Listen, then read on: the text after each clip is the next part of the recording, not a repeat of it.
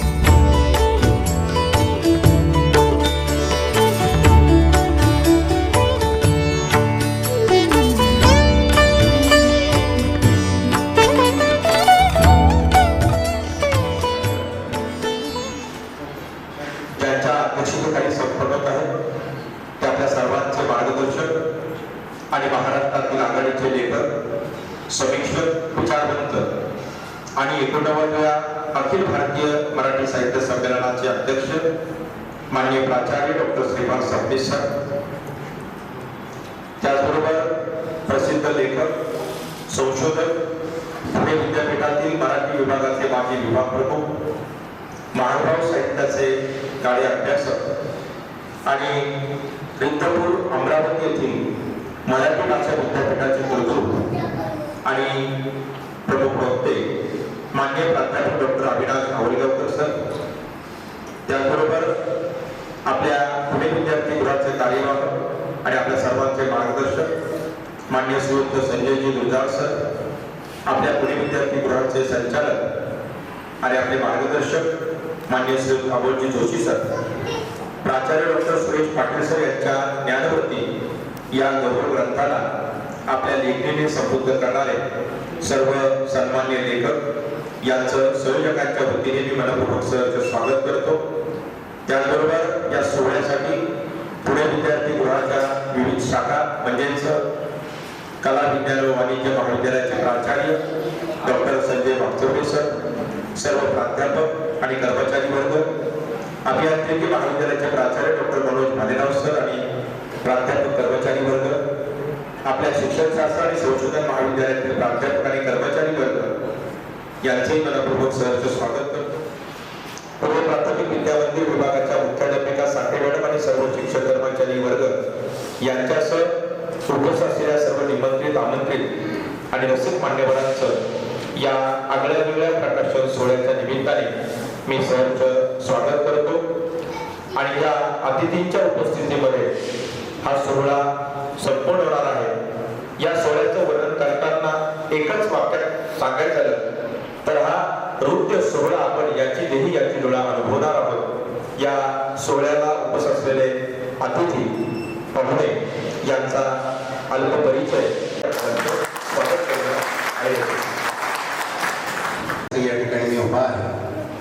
आदरणीय प्राचार्य doctor Suresh Patil sir यांनी लेखन केलेल्या पुस्तकांच्या प्रकाशन समारंभाप्रसंगी व्यासपीठावर उपस्थित असलेले सर्व मान्यवर आणि या समारंभाचे साक्षीदार होण्यासाठी सभागृहामध्ये उपस्थित असलेले सर्व साहित्यप्रेमी, आपल्या सर्वांचे गौरव ग्रंथ समिती, प्रज्ञा प्रकाशन आणि पीव्हीजी ज्ञान संकुलातील सर्व घटकांच्या वतीने पुन्हा एकदा मनपूर्वक स्वागत.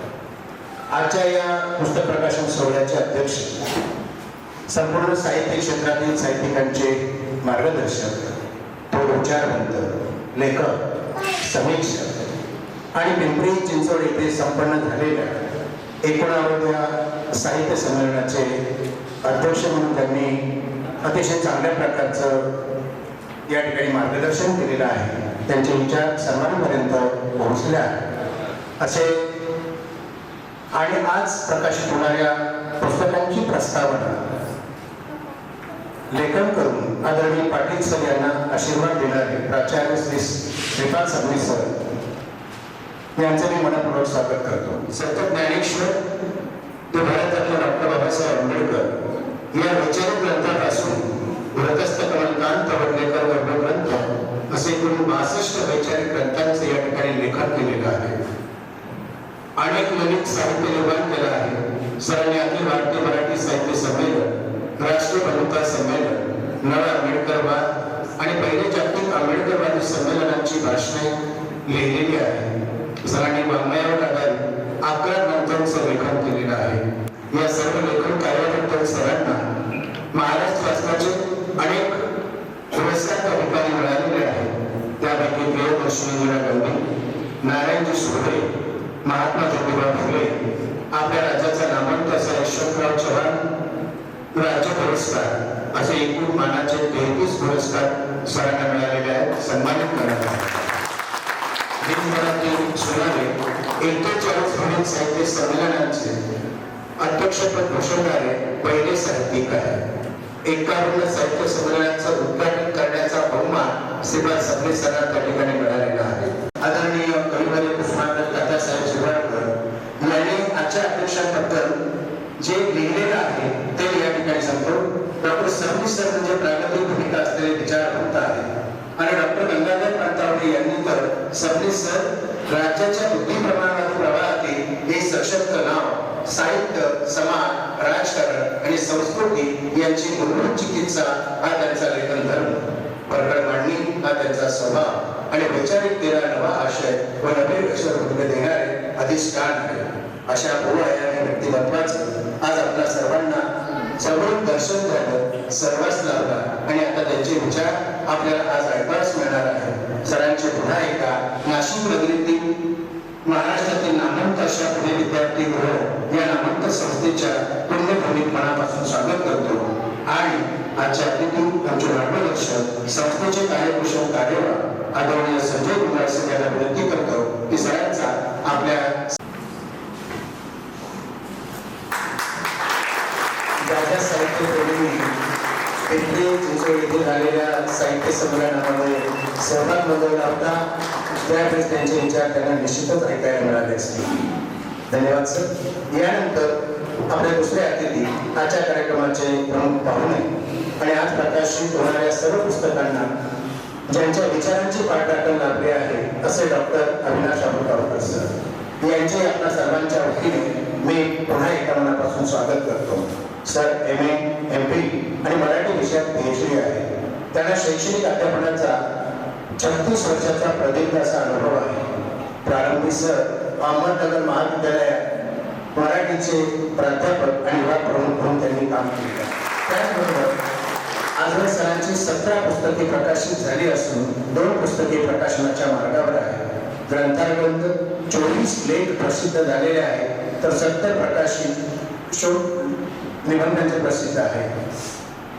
त्यांच्या शैक्षणिक कार्याचा विचार करून महाराष्ट्र शासनाने सध्या रिद्धपूर अमरावती येथे मराठी भाषा विद्यापीठाच्या कुलगुरूपदाची निवड केलेली आहे.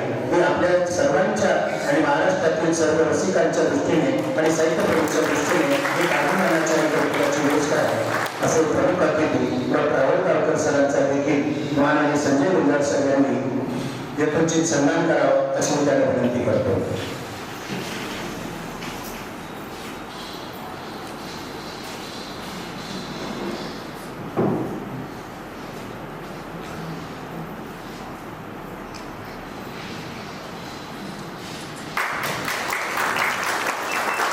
जोशी सरांनी सर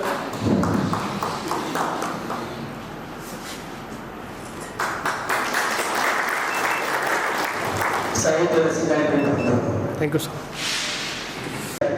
डॉक्टर सुरेश पाटील यांनी जवळजवळ 42 ते 43 पुस्तकांचं प्रकाशन यापूर्वीच लेखन केलेलं आहे आणि आता 4 पुस्तकांचं प्रकाशन या ठिकाणी होत आहे. आणि हे प्रकाशन माझ्या या प्रांगणातच व्हावं हा माझ्या दृष्टीने आणि माझ्या संस्थेच्या दृष्टीने अभिमान आहे.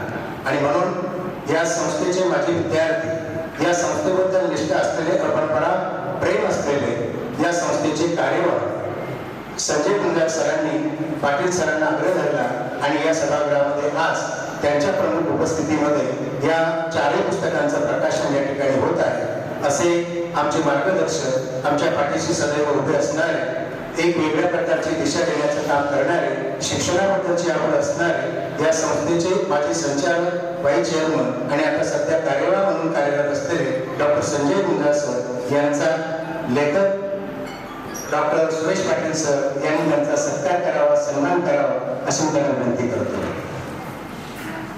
मी सभागृहामध्ये बसलेल्या सर्वांना एकच विनंती करेन, आज घरी गेल्यानंतर निश्चितपणे संजय सरांचे युट्यूबवरचे व्याख्यान जरूर बघा आणि तुम्हाला आनंद वाटेल की आज एका आगळ्या वेगळ्या व्यक्तीशी आपला परिचय झाला. मी संजय सरांना पुन्हा विनंती करतो की आमच्या या संस्थेचे कविवर्य श्री रवींद्र वाणस्कर सरांना विनंती करतो की पुढील शिकवा.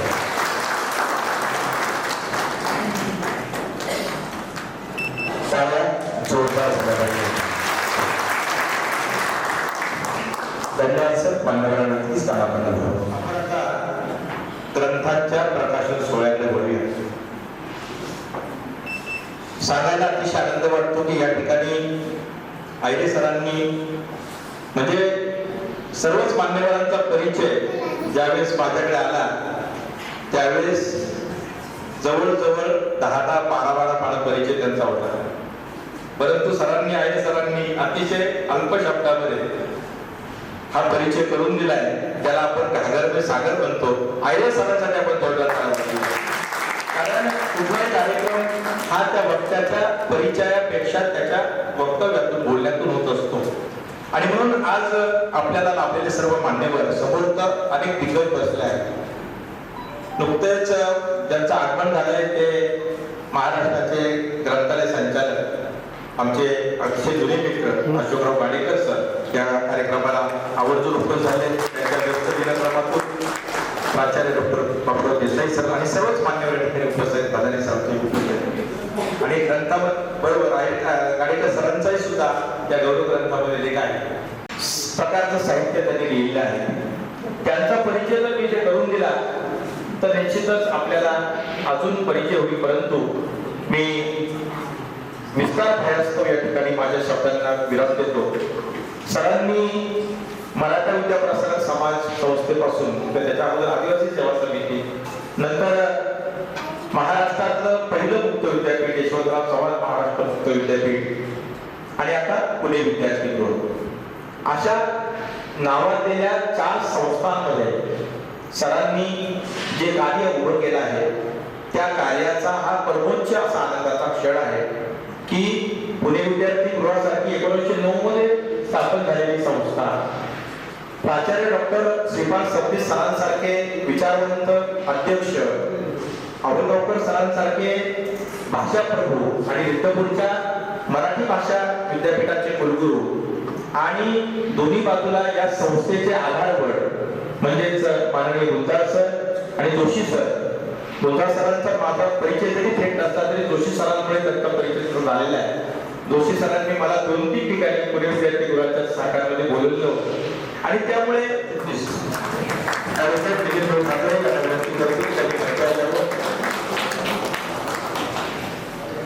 मी सर्वप्रथम त्यांचं स्वागत करतो. ज्याला आपण महाराष्ट्राचं मिनी मंत्रालय म्हणतो अशा मराठा विद्याप्रसारक समाज संस्थेचे धुरा नितीन भाऊ सरचिटणीस म्हणून सांभाळत आहेत. नाशिक वकील संघाचे अध्यक्ष म्हणून गेली कित्येक वर्ष नितीन भाऊ काम करतायत. त्याचबरोबर मराठी साहित्य संमेलनामध्ये या संस्थेचा अतिशय सिंहाचा वाटा असतो अशा महाराष्ट्र साहित्य परिषद पुणे या मातृसंस्थेचे ते जिल्हा प्रतिनिधी म्हणून सुद्धा कार्यरत आहेत आणि यशवंतराव चव्हाण प्रतिष्ठानच्या नाशिक विभागीय केंद्राचे अध्यक्ष म्हणून सध्या नितीन भाऊ कार्यरत आहेत. असं हे बहुआयामी व्यक्तिमत्व आज आपल्याला प्रमुख व्यक्ती म्हणून लाभलं आहे की आपल्या सर्वांचे मार्गदर्शक कार्यवाह मान्य गुलजार सर यांना विनंती करतो की त्यांनी आदरणीय नितीनभाऊ ठाकरे यांचा सन्मान करावा. माहिती शाल त्याबरोबर दत्तभेट आणि रोड भेट देऊन आपण त्यांचा सन्मान करत आहोत.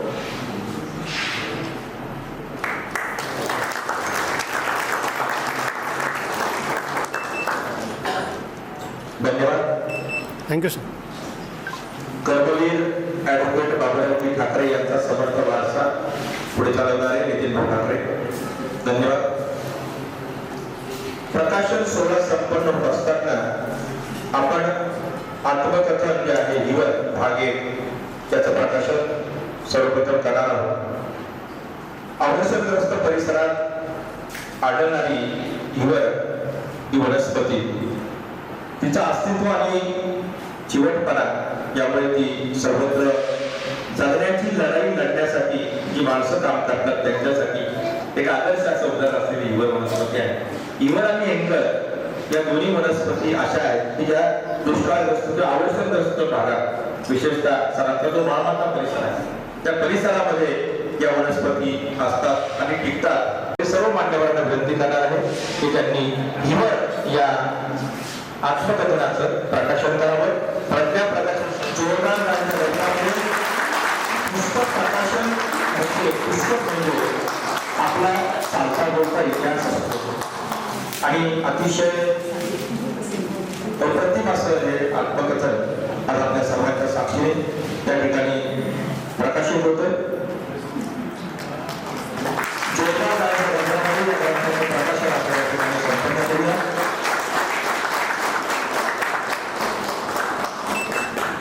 धन्यवाद. मान्यवरांना विनंती करतो की स्थानापन्न लेखनाचा म्हणजेच डॉक्टर सुरेश पाटील सरांचा आत्मकथनाचा हा दुसरा भाग खरोखरच विविधांगी संस्कार, क्षमता, गुरुजनांच्या आठवणी, जीवनातील घटनाप्रसंगांचा प्राजळ इतिहास आणि प्रति विधाताईंची त्यांना मिळालेली समर्थ साथ या आपल्या सर्वांच्या साक्षीने या ठिकाणी त्याची ही आवृत्ती दमे आहे. या आवृत्तीची तिचं प्रकाशन त्या ठिकाणी संपूर्ण होतं. ऑनलाईन स्वरूपात आपल्याला उपलब्ध होणार आहे. टाळ्या जोरदार मिळाल्या. वेळेची मर्यादा असल्यामुळे मी अगदी एक मिनिटामध्ये महादेव बाबा आहेत, जाधव स्वामी महाराज काळे आहेत, चुडामन बाबा आहेत, महादूसर आहेत, ॲडव्होकेट सुरेशजी काळे आहेत, डॉक्टर वसंतराव पवार आहेत, प्राचार्य आर.पी. पाटील सर आहेत, प्राचार्य भांडाराव सर आहेत. अनेक व्यक्तिमत्व आणि प्रसिद्धी पराक्रम आणि सर्वसामान्य परंतु जीवनाचा तत्वज्ञान साध्या सोप्या भाषेत मांडणारी सर्व व्यक्तिमत्व लेखकाने बोलकेपणाने उभी केली आहे. या भोवतालची माणसं या व्यक्तिचित्रणाचं या ठिकाणी प्रकाशन संपन्न होतं. आज्ञा घडवणारी आणि त्यांनी घडवलेली शब्द व्यवस्थित आपल्या लक्षात आला असेल. त्यांना घडवणारी आणि त्यांनी घडवलेली अशी ही सर्व व्यक्तिमत्व की ज्या व्यक्तिमत्वांनी ज्ञानव्रती म्हणजे खरोखर ज्ञानव्रत आहे. माणूस हा किती वर्ष जगला, कसा जगला यापेक्षाही त्याने काय निर्माण केलं, त्याने किती व्यक्तींना घडवलं, संसार क्षमता दिली या ज्ञानव्रती या गौरव ग्रंथाचं सुद्धा प्रकाशन मान्यवरांनी करावं. सरांच्या समग्र कर्तृत्वाचा वेध घेणारा हा गौरव ग्रंथ प्राचार्य डॉक्टर श्रीपाद सकटे सर यांची प्रस्तावना त्यांनी प्रस्तावनेमध्ये फार सुंदर सरांच्या बद्दल लिहिलं आहे की पाटील सरांची ही संघर्ष यात्रा आहे. ही संघर्ष यात्रा आपल्या सर्वांच्या साक्षीने जोरदार टाळ्यांच्या गजरामध्ये या ठिकाणी प्रकाशित होत आहे. आपणही या प्रकाशनाला दाद देऊया.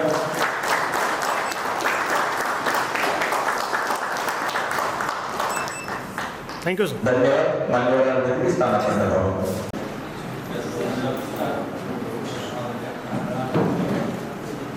मान्यवरांना विनंती स्थानापन्न व्हावं. सुद्धा अधिक लेखकांनी या गौरव ग्रंथामध्ये डॉक्टर सुरेश पाटील सर यांच्या जीवन वार्तावर प्रकाश टाकला आहे. या सर्वांच्या वतीने प्राथमिक स्वरूपामध्ये प्राध्यापक गिरीश जोशी सर यांनी अतिशय उत्तम अशी मांडणी या ग्रंथात केली आहे. त्यांना विनंती करतो की त्यांनी मोजक्या शब्दामध्ये आपल्या वेळेच्या मर्यादेमध्ये या ठिकाणी आपले विचार ठेवायचे. नमस्कार. आदरणीय पाटील सर, पाटील मॅडम, स्टेजवरचे मान्यवर आणि उपस्थित सरांचे सर्व आप्तजन आणि स्वरूप. खरं तर या सगळ्या विवत्सतेमध्ये बोलताना आज माझी अवस्था विपत्पूर मे भवती अशा गुणासारखी झालेली दिसून येते. परंतु एक आधार आहे की आई वडील कितीही पंडित असले तरी आपल्या बालकाचे होते बोल त्यांना कौतुकास्पदच वाटत असतात. या न्यायाने बळ धरून मी थोडंफार भाष्य करत आहे. आज आपल्याला दिसून येतं की पाटील सरांच्या कर्तृत्वाबद्दलचा गौरव ग्रंथ इथे प्रकाशित झाला. आपल्या भूमीचं एक वैशिष्ट्य, विशेषतः महाराष्ट्र भूमीचं एक वैशिष्ट्य सांगता येतं की आपण दिलखुलासपणे कोणाची स्तुती तोंडीही करत नाही आणि लेखीही करत नाही. परंतु इथे लेखी स्वरूपात हा ग्रंथ उपलब्ध झालेला आहे. याबरोबर सरांचं कर्तृत्व आपल्या लक्षात येतं. सरांनी आयुष्यभर जी माणसं जोडली, त्या जोडलेल्या माणसांचं एक सरांबद्दलची ओढ, आपुलकी ती या ग्रंथातून साकार झालेली दिसते. आणि चरित्राचा वापर स्वतःची भूमिका स्पष्ट करण्यासाठी केला जातो. चरित्र लेखनाचा मापदंड कार्लाईलचं वाक्य आपल्याला दिसून येतं, पेंट मी ॲज आहे, जसा मी आहे तसं माझं चित्रण तुम्ही करा. आणि सरांनी आत्मचरित्रामध्ये जे भागात्मक प्रकाशित झालेलं आहे त्यामध्ये फक्त तटस्थपणे आत्मनिरीक्षण आणि आत्मपरीक्षण केलेलं आपल्याला दिसून येतं. मराठीमध्ये चरित्र ग्रंथ, आत्मचरित्र ग्रंथ उदंड परंपरा असलेली आपल्याला दिसते. आणि अनेक जण स्वतःच्या वर्तणुकीचं स्पष्टीकरण म्हणून चरित्र वाङ्मय प्रकाराकडे वळलेले दिसतात. आपल्यालाही आठवत असेल की चरित्र एक 100-125 पानाचं किंवा त्याची प्रस्तावना 70-75 पानाची अशी ही चरित्र मराठीमध्ये असलेली दिसतात. किंवा कोण व्यक्ती असं का वागली हे मला अजूनपर्यंत कळलं नाही असेही प्रश्न निर्माण करणारी चरित्र आपल्या मराठी साहित्यात दिसतात.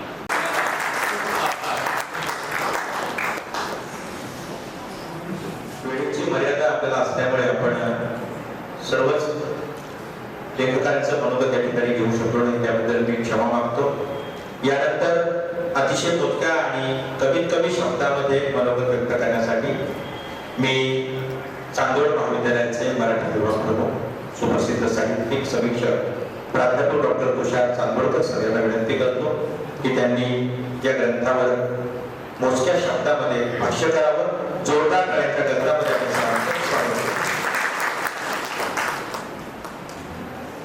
सन्माननीय व्यासपीठ आदरणीय गुरुगुरु आवडकर सर, आदरणीय फडणवीस सर, लेखक स्वतः सुरेश पाटील सर, मला त्या पुस्तकाच्या संदर्भात बोलण्याची जी संधी दिली तिच्याकडे मुळामध्ये सुरेश पाटील सर आणि माझी पहिल्यांदा भेट होती. आम्ही 8 वर्षापासून फेसबुक मित्र आहोत. आम्ही एकमेकांना पाहिलं. आज काय होतंय, तुझ्या गळा माझ्या गळा खूप मोठ्यांचा म्हण, तू मला चांगलं म्हण, मी तुला चांगलं म्हण, मी तुझ्याकडे येतो, तू माझ्याकडे, असं सगळं सुरू आहे. आपण साहित्यामध्ये काहीतरी मूल्य म्हणतो. मला हा माणूस आवडला तो फेसबुक मधून आणि याच्यातून लोकांना मी ऐकत होतो. एका खेड्यातून ग्रामीण भागातून वाटचाल करत यशवंतराव चव्हाण मुक्त विद्यापीठामध्ये एक चांगली प्रतिमा निर्माण करणारे सुरेश पाटील सर एक चांगला माणूसही आणि चांगला प्रशासक आणि चांगला लेखकही. उस्मानाबाद नेहमी असं म्हणायचे की एक चांगला लेखक आणि त्या लेखकाचा जीवन विचार हे दोन्ही हातात हात घालून चालले पाहिजे. काही वेळा लेखक म्हणून एखाद्याची उंची फार मोठी असते आणि व्यक्तिगत जीवनात ती फार खोजी असतात. पण सुरेश पाटील सरांच्या जीवनामध्ये पण एक चांगला माणूस आहे आणि एक लेखक म्हणूनही मला चांगलं वाटलं. आणि म्हणून मी स्वतःहून त्यांना म्हटलं मला तुमची पुस्तकं आवडली. त्यांनी मला पीडीत पाठवली. ती 4 पुस्तकं जी आहेत त्याचं 10 मिनिटं दाखवणं देणं फार कठीण, पण मला जी काही पैलू जाणवली त्या ठिकाणी मी मांडू इच्छितो. मुळामध्ये त्यांनी जी दोन्ही आत्मचरित्रांना जी नावं दिलेली आहेत त्या 2 भागाच्या नावांचा जर विचार केला तर पर्यावरणातील 2 अशी महत्वाची झाडं त्या शीर्षकाच्या स्थानी आहेत की ती झाडं अतिशय वाळवंटाच्या किंवा वालुकाश्म भागामध्ये, दुर्गम भागामध्ये मोठी होतात आणि ती वाढतात. अशा या झाडांची नावं त्यांनी दिली. एक आहे हिंगट आणि हिवर. आता दोन्ही झाडांचा एक विशेष भाग असा आहे की कठीण आणि बळकट असे लाकूड आणि आईच्या तुमचे वाक्य म्हणजे मूल्यमापन कक्ष सांभाळणाऱ्या माणसाला याची सुद्धा जाणीव होती की आत्मचरित्र लिहिताना वाङ्मय लहरीचा जो एक काल जो आहे तोंड जो आहे तो कुठे सांभाळ. त्यांनी तिथं बरोबर वाक्य टाकले की जिथं असं वाटतं अपील होतं, भावलं जे म्हणत आहे ते भावलं जातं. त्याच्यात काही काही शब्द जे बेवरा, दुष्काळ आणि नादारी. नादारी शब्द आता दुर्लक्षित आहे. नादारी शब्द जो आहे तो आता कुठेतरी अनेक शब्द या आत्मचरित्रात दोन्ही भागामध्ये आपल्याला कळायला लागतात, माहिती होतात आणि आजच्या पिढीला कुठेतरी ओळख करून देणारे ठरतात. अनेक प्रसंग असेल आणि सामाजिक रीतिरिवाज आहे, काही लग्न आहे, लग्नाची प्रथा परंपरा मराठा समाजामध्ये कसमाले पट्ट्यामध्ये होणारे अनेक असे काही सामाजिक कार्यक्रम आहेत की ज्याचं त्यांनी वर्णन केलं. बरं, वर्णन करताना ते पालाळून होऊ द्यायचं नाही याचे भाग त्यांनी ठेवलेले. नशीब याला दोन देत गेले नाही, ते वाटचाल करत राहिले. एक इंटरव्ह्यू आहे, संसार चालक अतिशय मठ्ठ, त्याला जाहिरात काय आलेली माहिती नसते आणि तो त्यांचा अपमान करून पाहतो, पण तू ते त्याला हसून सांगतात की साहेब जाहिरात आली होती, मी जाहिरातीनुसार बाकीचे त्यांना दाबण्याचा प्रयत्न करतो. आयुष्यामध्ये जिथं बोलायचं तिथं ते बोलत राहिले, जिथं शांत राहायचं तिथं ते शांत राहत राहिले.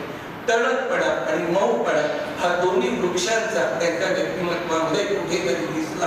म्हणून पर्यावरण आणि माणूस याचा एक अभेद्य नातं कुठेतरी आत्मचरित्राच्या शीर्षकापासून आणि आतल्या आणि बाह्य भागापासून शेवटपर्यंत मेळ साधत जातं. आणि दोन ग्रंथांबद्दल म्हणायचं झालं तर त्यांनी एक व्यक्तिचित्रणात्मक लेखन केलेलं आहे. त्याच्यात बऱ्याच व्यक्तिचित्रणात्मक लेखन. ललित गद्य हा एक मराठीतील वाङ्मय प्रकार आहे. त्याला फॉर्मलेस फॉर्म म्हणतात, त्याला कोणताही आकृतिबंध नसतो.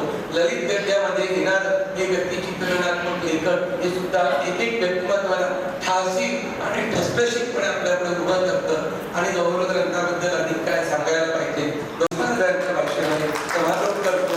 बैठकीचा हात किनारा, दो गणिता वायदा, तारवादा आला, अलविदा अलविदा. एका चांगल्या लेखकाला, एका चांगल्या माणसाला नमस्कार करतो आणि आपली मैत्री वृद्धिंगत होईल अशी अपेक्षा करतो आणि समारोप करतो. जय हिंद, जय महाराष्ट्र. त्याबद्दल 10 मिनिटात बोलणं म्हणजे घागरभर सागर. आणि चांदोडकर सरांसारख्या एका मुरलेल्या वक्त्याने या पुस्तकावर भाषण केलं. धन्यवाद. हिंदीतले श्रेष्ठ कवी सोहनलाल द्विवेदी असं म्हणतात कि लहरों से डरकर नौका कभी पार नहीं होती, कोशिश करने वालों की कभी हार नहीं होती, और कुछ करने के बगैर किसी की जय जयकार नहीं होती. तुमच्या लक्षामध्ये आला असेलच की मी कोणाबद्दल बोलतोय. आजचे उत्सवमूर्ती माननीय प्राचार्य डॉक्टर सुरेश पाटील सर यांनाच मी आता विनंती करतो की त्यांनी आपलं मनोगत या ठिकाणी व्यक्त करावं. जोरदार टाळ्यांच्या गजरामध्ये 45 पुस्तकं अशी 45 पुस्तकं सरांच्या नावावर आहे आणि म्हणून त्यांचा पुन्हा एकदा जोरदार टाळ्याने सन्मान करू.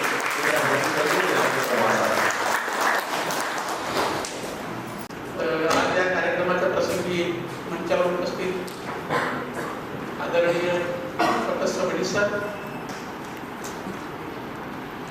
त्यांच्याबद्दल परिचय करून दिला. बोलावं तेवढे कमी आहे, फार बोलणार नाही.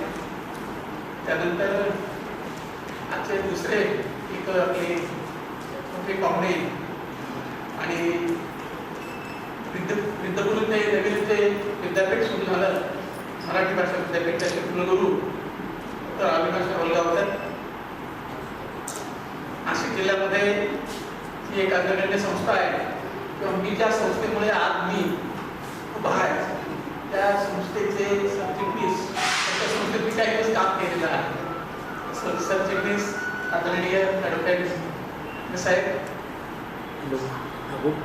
या संस्थेचे आपण त्याबद्दल बघतोय हा इतक्या कमी कालावधीमध्ये त्यांनी कायापालट केला. त्यांचे पूर्ण सूत्रधार, मुख्य सूत्रधार आणि पुणे विद्यापीठाचे आदरणीय कार्यवाहक त्या संस्थेचे दुसरे एक आदर्शस्तंभ आदरणीय जोशी सर. आज या प्रसंगी आपण जेवढे जण इथे जमा झालात मुख्य जो भाग होता या कार्यक्रमाचा, त्याच्यामध्ये इतर पुस्तकं तर मला असं वाटतंय की ती निमित्ताने आली, ती कधीतरी येणार होती, परंतु गौरव ग्रंथ त्यांनी लिहिण्याचा घाट घातला आणि तो पूर्णत्वास गेला. अशी जी 50 माझी प्रेमाची माणसं आहेत ती मी त्यांच्या तरुणातच राहू इच्छितो. अशी 30-50 जण इतर साहित्य नसतील आणि काही नाव जे माहिती तर मला माफ करा. सगळे मित्र समितीमध्ये जे प्रमुख म्हणून काम करत होते, पठाडे सर, माळी सर, अशोक तात्या आणि जी सगळी मंडळी आहे प्रज्ञा प्रकाशन संबंधित, त्या सगळ्यांचं मी नाव घेऊन पुढे बोलणार आहे. वेळ खूप आहे, आपल्याला मुख्य पाहुण्यांचं ऐकायचं आहे, जास्त वेळ होऊ नये याची मी काळजी करतोय. मित्रांनो, याचे जे बरेच जण म्हणतात की आज 4 पुस्तकं माझी प्रकाशित होत आहेत, तर 4ही माझी नाही आहे. चौथं जे आहे माझ्या सगळ्या टीचरांचं आणि सगळ्या विद्यार्थ्यांचं, त्यांच्या नेहमीपणाचं त्यांचं ते योगदान आहे. तर त्याच्यामध्ये मोठा जो भाग आहे की माझ्या पुस्तकांवर चांदोळकर सर बोलले, सर सुद्धा बोलतील, आता सर बोलतील, आवडकर सर बोलतील, त्यावर मी फार बोलणार आहे. परंतु काही गोष्टी मला इथे उल्लेख केल्याशिवाय तर हा जो गौरव ग्रंथ होता, तर त्यामध्ये थोडक्यात धीवर आणि इंगळवरच्या सरांनी अतिशय चांगले, मलाही ज्या गोष्टी कळत नव्हत्या त्या सरांनी मांडल्या. कारण ते जे आत्मचरित्र 2 भागात जे आलंय तर एकाच भागात येणार होतं, परंतु त्याचे एपिसोड्स वाढल्यामुळे ते 2 भागात आलं आणि त्याला नाव काय द्यावं खूप दिवसात कल चालला, माझ्या मनामध्ये खूप कल चालला आणि काहीतरी अशी सूचना याची संघर्ष खूप केला म्हणून त्याचं नाव संघर्ष ठेवा वगैरे वगैरे वगैरे 5 प्रमाण नाव झाले. पण कुठेतरी मला असं लक्षात यायला लागलं की ही प्रत्येक नाव हे माझ्या आयुष्याच्या कोणत्या तरी एका भागाला फक्त ते खुलतं, चिवट असतात आणि पुन्हा औषधी वनस्पती येतात. कुठेतरी मला असं वाटलं की मी थोडासा कुठेतरी चिवट असावा, चिवटपणा माझ्या अंगी असावा आणि याचं कृती सुद्धा असतं. त्यामुळे पहिला जो आहे हिवरणाचा, आमची आई वडिलांनी हिवरण नाही म्हणजे असं मी लहानपणी असं होतं, थोडा वेळ घेतो मी थोडंसं, आई असं म्हणते की थोडंसं परिस्थिती पडली की महिला मंडळ जास्त लवकर रडून येतो वगैरे असा प्रकार असतो. आमच्या आईला लवकर रडू येईल, बहिणींना पण बहिणी सासू निघाली काही रडत बसायची, दिवसभर रडत बसायची, मोठ्या त्याच्यात वाचून जरी गेलं तर रडत बसायची. पण मला त्यावेळेला मला ती म्हणायची की ती नुसता हिवर येते, नुसता कठोर आहे, तुला रडू येत नाही म्हणजे तू एकदम कठोर आहे. काय प्रश्न मला कठोर, मी सांगायचो की बहिणी निघाल्या आनंदाने त्यांना आपण जाऊ पाहिजे. परिस्थिती आहे अजून काय सगळं वगैरे ठीक आहे, पण रडून सगळे प्रश्न सुटत नाही. पण म्हणून त्या सगळ्यात मी मात्र हिवर म्हणायचं, मला कधीही त्याला हिवर म्हणण्याचं वाईट वाटलं नाही. तो हिवर पाण्यामध्ये बरोबर पाणी गेला आणि त्या हिवर सतत वाढलं. कितीही कठीण परिस्थिती असली तरी मी त्याच्यात डगमगून जात नाही. कधी प्रौढी सांगतो तुम्हाला, तरी असं सांगू नाही करत, पण कशीही परिस्थिती आली की त्याच्यामध्ये मी लचून जात नाही. हे त्या हिवरसारखी परिस्थिती जगण्याचा आयुष्यामध्ये प्रयत्न केला नाही. हिवरला फक्त काटे असतात, तर आता काही ना बोलला आर होते आणि हिंगल पण तसंच आहे. हिंगल फणकारा काटा असतो त्याचा, म्हणजे थोडक्यात असं की त्यांच्या सगळ्या वैशिष्ट्यांशी मी कुठेतरी आयुष्यात जुळल्यामुळे ही नावं मी तिथे आणखी काढलेली आहे. ही सगळ्यात बऱ्याच असं काही वाटू शकत आहे आयुर्वेदिक काही पुस्तक घेण्यात काय तर तसं काही नाही. ती झाडं आहे, ती रोपं आहे, ते वृक्ष आहे, त्याच्यामध्ये दुसऱ्या भोवताची जी माणसं आहेत ती अगदी आजूबाजूला जी आजूबाजूला चालणारी वाटणारी खूप भावली अशी माणसं त्याच्यामध्ये चितारली, त्यांची नावं घेतली जातात. आपल्याला वाचून म्हणजे गौरव ग्रंथाबद्दल मला थोडंसं बोलायचं आहे. गौरव ग्रंथ आम्ही विद्यापीठातून ज्यावेळेला इथे गुंत होतो त्यावेळेला आम्ही विद्यार्थी सज्जन चूल यांनी ही कल्पना त्यांच्या मनात सिद्धारायला लागली. सर आपण सगळ्या दिले आहेत, त्यांना म्हटलं गौरव ग्रंथ शक्यतो असे असतात की याच्या थीमवर आधारित असतात. त्याची अकॅडमिक थीम असते, म्हणजे समजा मी त्यांना सहज म्हटलं की मूल्यमापन आपण अनेक वर्ष सोबत काम केलं आहे, 15, 20, 25 वर्ष सोबत काम करतो. मूल्यमापन आणि परीक्षेवर जर ही थीम घेऊन जर आपण गौरव ग्रंथ काढला तर मला आवडेल.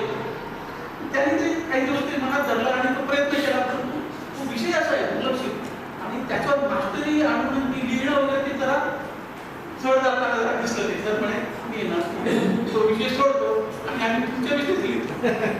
तर त्याच्यानंतर ते लिहिणं सुरू झालं. जवळपास 50 लोकांनी हे लिहिलं. त्या सगळ्यांचं ऋण व्यक्त करण्यापेक्षा मी त्यांच्या ऋणामध्येच राहणं बरं जाईल असं मला वाटतंय. आता मला असं वाटतंय की हे 50 लेखक आहेत. मी पहिल्यांदा माफी मागतो त्यांची की असं आहे की हा कार्यक्रम फक्त आपल्याला आपल्या घरी घ्यायचा होता आणि सगळ्यांची मला वन टू वन लगेच बोलता आलं असतं. अजूनही तुमच्याशी वन टू वन बोलायची मनामध्ये खूप इच्छा आहे. असं बोलू शकलेलो नाही तुम्हाला सुद्धा वाटत असेल, पण मी तुमच्यापासून अंतर आहे ते मला सहन होत नाही. तर आपल्याशी मला बोलायचं होतं म्हणून ते घरी ठेवायचं होतं. पण तू येणे केले प्रकारे हा कार्यक्रम आपण अतिशय छान ठिकाणी घेतला आणि उपलब्ध करून दिल्याबद्दल मी आदरणीय गुजर सरांचं, जोशी सरांचं मनपूर्वक आभार मानतो. पण या कार्यक्रमानंतर सुद्धा जेव्हा आपल्याला थोडा वेळ मिळेल मी प्रत्येकाशी मी डायलॉग करण्याचा प्रयत्न करेन, त्याच्याशी बोलायचा प्रयत्न करेन. मला तुम्हाला बोलायचं आहे, भेटायचं आहे, जवळ यायचं, त्या नवीन तुमच्या जवळ आहे, हृदयाच्या जवळ आहे असं समजा. आणि असं अजून भेटलं नसेल तुम्हाला कसं काही वाईट वाटू नका. आणि याच्यामध्ये खूप अगदी आपण सामान्य संदीप आगाने मला माहिती संदीप सातपुते तो शेतकरी आहे. सरांनी जबाबदारी माझ्यावर दिली की हे आपले गौरव ग्रंथाचे लेखक जे आहेत त्या लेखकांचा सत्कार व्हावा अशी एक अपेक्षा होती आणि ती आपण करतो आहोत. तर त्यांना नावं लक्षात असल्यामुळे आम्ही कोण आलेलं कोण आलेलं नाही हे त्यांच्या लक्षात येत नसल्यामुळे मीच एक एक नाव घेणार आहे. कृपया आपण सगळ्यांनी एकेकाने यावं आणि सत्काराचा मान्यवर घ्यावा अशी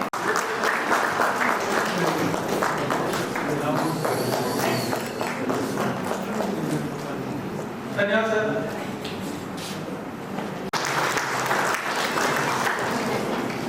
त्याच्यानंतर आमचे Ashok Tatya sir. Okay sir, thank you. Sir please आपले सगळ्यांचे आभार. आम्हाला इथे डीएड पासून लहान मुलांप्रमाणे सांभाळणारे आभार असते. डीएडला हे नसेल तर प्रवेश थँक्यू सर. सर एक मिनटं सर. राज्याचे माजी समाज कल्याण अधिकारी माननीय श्यामकांत पाटील साहेब. Thank you sir.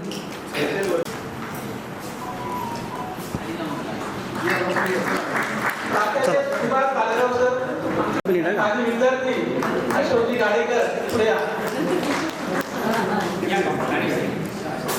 आमचे गाववाले आणि शेजारी प्राध्यापक के चव्हाण सर, आदरणीय प्राध्यापक गिरीश जोशी सर,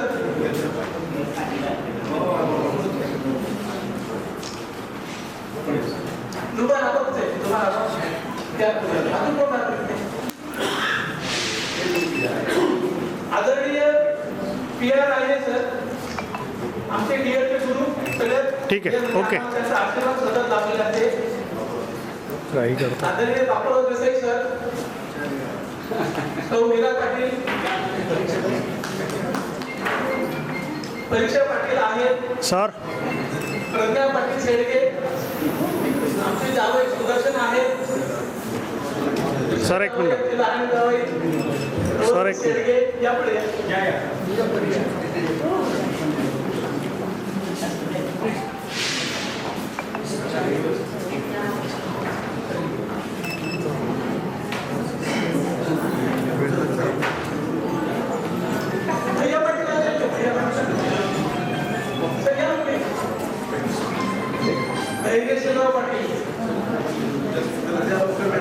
आमचे मातन सुरू जे होते बाळासाहेब पाटील, बाळासाहेब पाटील ओके. त्यांचे चिरंजीव मुखपृष्ठ डिझायनर किशोरजी वाघ, किशोरजी वाघ. ओके.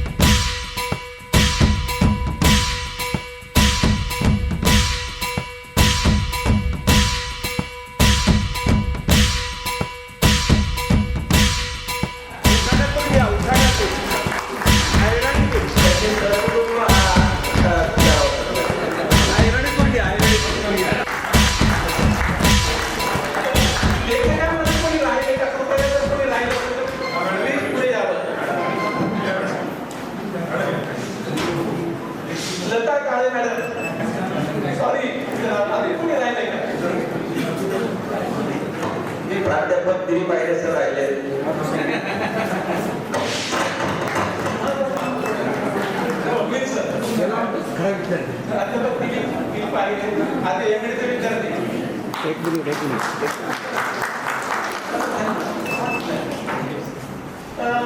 डॉक्टर आहेत शिक्षक ओके. सेवेला प्रारंभ झाला खऱ्या अर्थाने त्या महाराष्ट्र विद्याप्रसारक समाज संस्थेचे सरचिटणीस ॲडव्होकेट नितीनजी ठाकरे साहेब यांना विनंती करतो की त्यांनी आपल्या स्नेह सदिच्छा द्याव्यात. जोरदार टाळ्यांच्या गजरामध्ये आपण स्वागत करूया. आदरणीय नेतृत्व प्रकाशनाच्या निमित्तानं जमलेलो होलसेल पद्धतीने 4 आयटम म्हणजे प्रत्येक वेळी यायचा त्रास नको सगळ्यांना म्हणून. आणि आता त्यांच्या पुस्तकाची संख्या मला वाटतं 45 झाली. त्याच्यामुळे एक पुस्तक गेलं तर दर महिन्याला एक कार्यक्रम घ्यावा लागेल. म्हणजे त्यांना असंच भविष्यात सुद्धा 4 पुस्तकं 5 पुस्तकं असे एकत्रितपणे करावे लागतील. या कार्यक्रमाला उपस्थित असणारे श्रीपादजी सबमिनिक्स, त्याचप्रमाणे कुलगुरू अभिलाषजी आवलगावकर, या ठिकाणी उपस्थित असणारे सुरेश पाटील, त्यांच्या सौभाग्यवती इथे उपस्थित असणारे तुषारजी चांदोडकर, गिरीशजी जोशी, त्याचप्रमाणे दिलीपजी आयडे, या ठिकाणी मंचावर असणारे अमरजी जोशी, संजयजी गुंजा, सभागृहामध्ये उपस्थित असणारे सर्व मान्यवर बंधू भगिनी आणि मित्रांनो, मी सर्वप्रथम पाटील सरांना मनापासून धन्यवाद देतो. एक अतिशय चांगला कार्यक्रम आपण आयोजित केलेला आहे. खऱ्या अर्थाने त्यांचे व्यक्तिमत्व असं इतकं प्रसन्न आहे की आतापर्यंत ज्या ज्या ठिकाणी त्यांनी काम केलेलं आहे त्या प्रत्येक ठिकाणी त्यांनी आपल्या व्यक्तिमत्वाचा ठसा चांगला उठवलेला आहे. मराठी विद्यापीठ संस्थेमध्ये सुद्धा नॉन ग्रँटवरती प्राध्यापक म्हणून काम करत होते. नंतर त्यांना चांगली संधी मिळाली यशवंतराव चव्हाण महाराष्ट्र विद्यापीठामध्ये.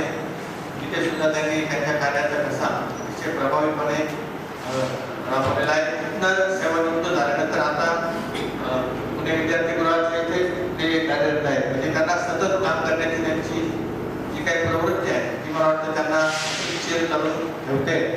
आणि आमच्या संस्थेमध्ये ते काही काळ कार्यरत होते. मला सुद्धा बऱ्याच वेळा सरांचं मार्गदर्शन ते लाभत असतं आणि म्हणून त्या निमित्तानं मी त्यांना मनपूर्वक शुभेच्छा देतो. त्यांनी असं सतत आनंदी राहावं, अनेक पुस्तकांच्या प्रकाशनाचे होत राहावे आणि त्या प्रत्येक पुस्तकाच्या कार्यक्रमाला आम्हाला बोलवत राहावं असे मनपूर्वक शुभेच्छा देऊन माझे 2 शब्द सांगतो. धन्यवाद सर. सन्माननीय नितीन भाऊ, आपण मोजक्या शब्दामध्ये या सोहळ्याला सदिच्छा दिल्या. प्रमुख वक्ते माननीय प्राध्यापक डॉक्टर अविनाश आवलगावकर सर, मराठी भाषा विद्यापीठाचे पहिले कुलगुरू होण्याचा मान त्यांना लाभलेला आहे. अमरावतीच्या लेखपूर या ठिकाणी हे विद्यापीठ आहे आणि आपल्या सर्वांना माहिती आहे की मराठी साहित्याचा प्रारंभ हा महानुभाव साहित्याने झालेला आहे. आद्यकवी मुकुंदराज यांचा विवेक सिंग असेल किंवा आद्यकवी महदंपाचे ढवळे असतील किंवा चिवगावची गोष्ट असेल, हे महानुभाव वाङ्मय हे आपल्या मराठी साहित्याचं पहिलं वाङ्मय आहे.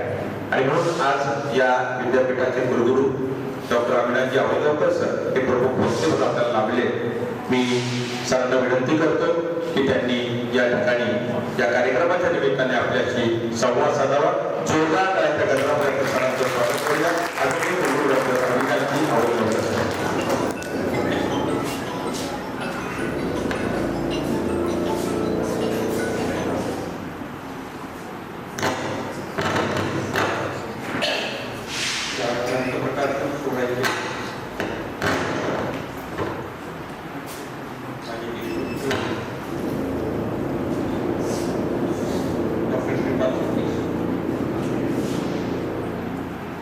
व्यासपीठावर उपस्थित असणारे संस्कृती ठाकरे सर, गुंजा सर आणि अतिशय सत्कारमूर्ती माझे मित्र डॉक्टर सुरेश पाटील.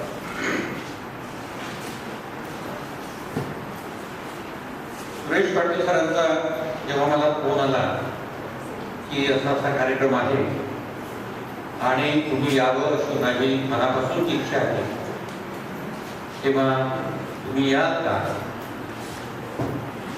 तेव्हा माझ्या मनामध्ये असा प्रश्न आला की हा माणूस माझ्याशी मित्र म्हणून बोलतोय की कुलगुरू म्हणून बोलतोय.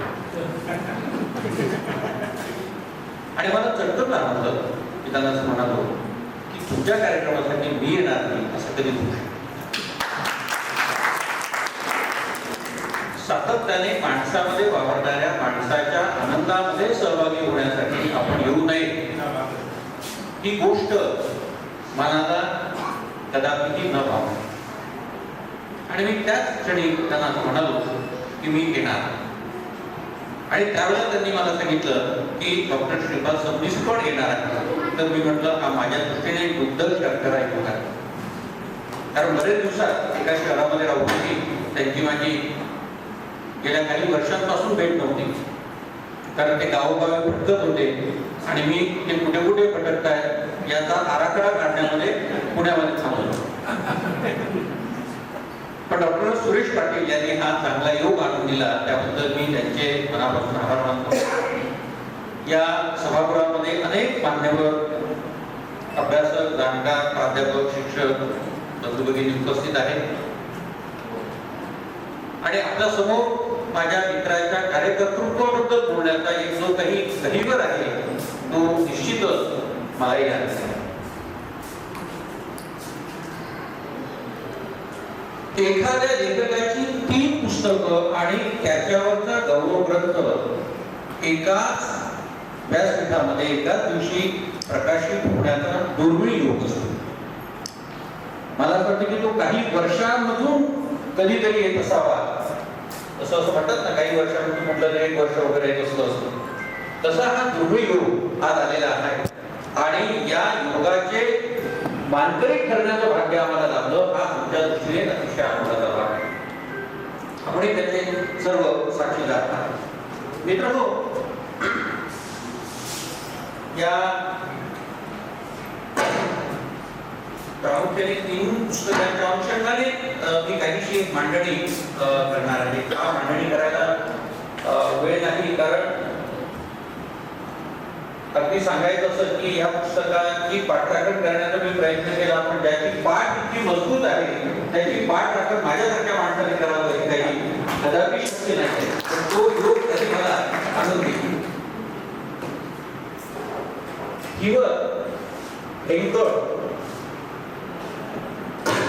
मराठी साहित्याला माहिती नसलेले असे शब्द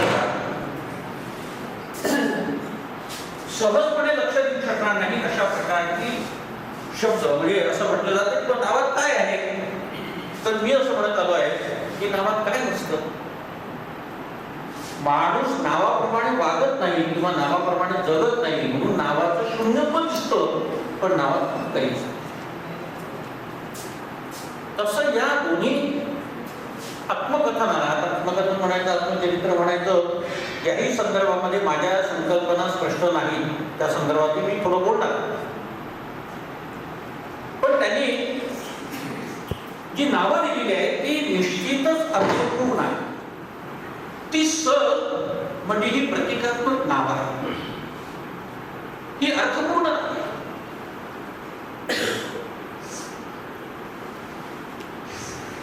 ते एकसारखं झाड असेल की ज्याच्यामध्ये चिकाटणी असं म्हणतात. जे चिवट आहे असं म्हणतात. माणसाचं जगणे असं चिवटच नाही करत. मला समर्थ रामदासांची आता इथे आठवण झाली. जगी सर्व सुखी असा कोण आहे विचारी मना तूच शोधून म्हणा. कोण सुखी आहे जगामध्ये आणि जे काही सुख आहे ते क्षणिक आहे. पण तरीही माणूस जगत असतो कारण तो चिवट आहे. म्हणजे तुमचा चिवटपणा हा धडाधडीशी आहे. पण सगळ्या माणसांचाच अखिल सृष्टीवरच्या मानवजातीचा जर विचार केला तर मनुष्य जातच मुळामध्ये चिवट आहे. आणि ती चिवट आहे म्हणूनच ती उत्तम जगू शकते कारण संकटावर मात करण्याची क्षमता त्यांच्यामध्ये पाटील सर मला सांगायला हरकत नाही की तुमचं हे आत्मचिंतन वाचत असताना मी मनातून खूपदा आदरलो आणि मनातून खूपदा दैवलो. लेखक जेव्हा लिहितो तेव्हा ती स्वची कथा असते, पण लेखकाची कलाकृती जेव्हा लिहून पूर्ण होत असते तेव्हा ती स्वेदरांची कथा असते, ती जनसामान्यांची कथा असते, जनसमूहाची कथा असते. आणि म्हणून तुमच्या असं लक्षात येईल की याचं सगळं सूत्र मी देणार नाही, वेळेच्या अभावी देणार नाही, पण हे वाचा.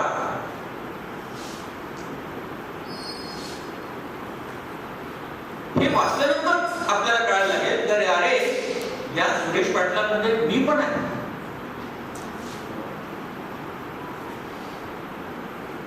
पण माणसाला बोलावं असं म्हणजे ही जी सगळी तिन्ही पुस्तकं आहेत ना याची नावं तुम्ही बघा. तिसरं जे ललित गद्य म्हणून ज्याचा उल्लेख आपण करू ते खरं म्हणजे त्याला ललित गद्यापेक्षा मी पुन्हा आत्मकथनच म्हणेल. त्याचं कारण की आत्मकथनामध्ये देखील अनेक माणसं सहवासामध्ये आलेली आहेत आणि भोवतालच्या माणसांमध्ये देखील अनेक माणसं सहवासामध्ये आलेली आहेत. या सबंध माणसांच्या जीवन व्यवस्थेचा एक शोध घेत घेत त्यामध्ये माझ्या अस्तित्वाचा कुठे कण सापडतो का याची जाणीव लक्षात घेण्याची भूमिका ही जेव्हा एखादा लेखक करतो आहे तेव्हा त्याचं चिंतन हे कुठल्या स्तरावर झालेलं. आत्मकथन किंवा आत्मचरित्र हे त्यांनी लिहावं ज्याला आत्मशोध घेता येत असतो.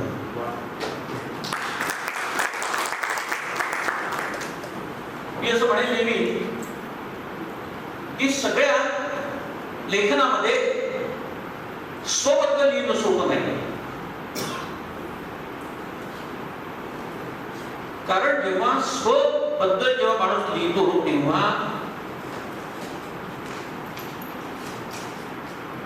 त्याला खूप काही विचार करावा लागतो की मी काय सांगावं आणि काय सांगू. माणसाला जो विषय बोलायला किती आवडतं याचा अनुभव मी एकटा घेतलेला आहे.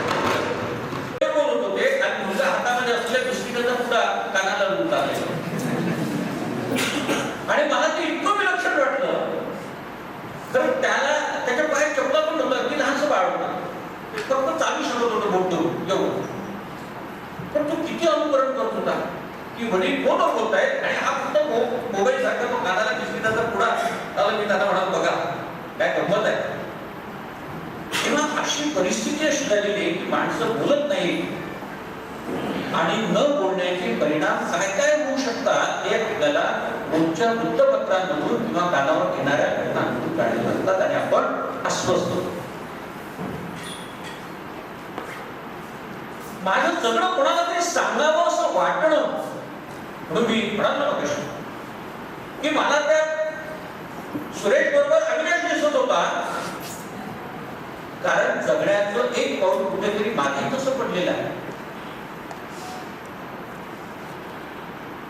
आणि त्यामुळे या आत्मशोधातून आपल्याला काहीतरी कळायला लागतं किंबहुना तुमच्या जीवनाच्या काही दिशा उलगडायला लागतात किंबहुना आपलं दुःख सुद्धा हलकं व्हायला लागतं. अरे आपण तसं जगलो नाही. सुरेश पाटलांसारखा एक विद्वान पंडित लेखक सुद्धा असंच जगलेलं आहे बरं. आणि खरं तुम्हाला सांगू तुम्ही असं जगला म्हणून तिथपर्यंत येऊन पोहोचला असेल.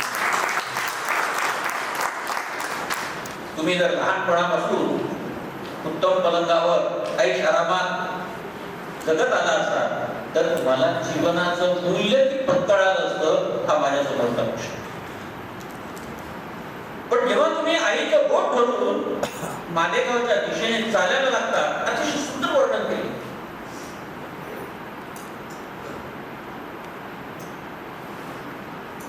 त्या आईच्या हृदयातलं दुःख त्या आईच्या हृदयातल्या भावना त्या कशा पद्धतीने व्यक्त केल्या तर ती मुलाचा हात सोडून देते आणि ती पाठमोरी होऊन चालायला लागते ती मागे पाहत नाही.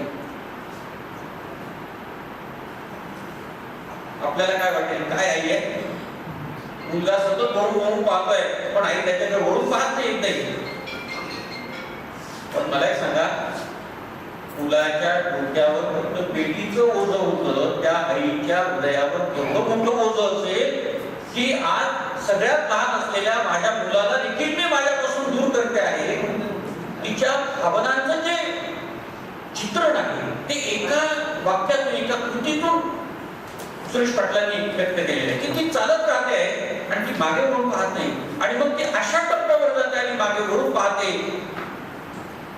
त्यावेळेला सुरेश पाटील असं म्हणतात की जणू काही तिने मला अख्ख्या डोळ्यामध्ये साठवून घेतली. माझ्याजवळ सांगण्यासारखं असणं आणि मला सांगता येणं, ह्या दोन्ही गोष्टींचा जेव्हा मिलाप होत असतो कलाकृतीमध्ये, तेव्हा कलाकृतीचं सौंदर्य हे बहरायला लागतं. हे मी वाचा असं म्हणाल त्याचं कारण असं आहे की सगळ्या गोष्टींचा उलगडा आपल्याला करता येऊ शकत नाही. त्यातलं एक सुंदर अशा प्रकारचं वर्णन मला वाचावं असं वाटतं की त्याने असं लिहिलंय की मी लहान असताना कधीही रडू यायचे नाही. आई जर अशा काही किरकोळ कारणाने दुःखी झाली आणि रडू लागली तर मला ते आवडत नसे. तर म्हणजे आपण जेव्हा लहान होता, रडणं काय प्रकार आहे हे मला कळत नसावं, पण आयुष्यामध्ये दुःखच नको ही जाणीव त्याच्या मागे असू शकते. कशाही स्थितीत मला रडू येत नसे. जणू काही मी आसवांना पारखा होतो.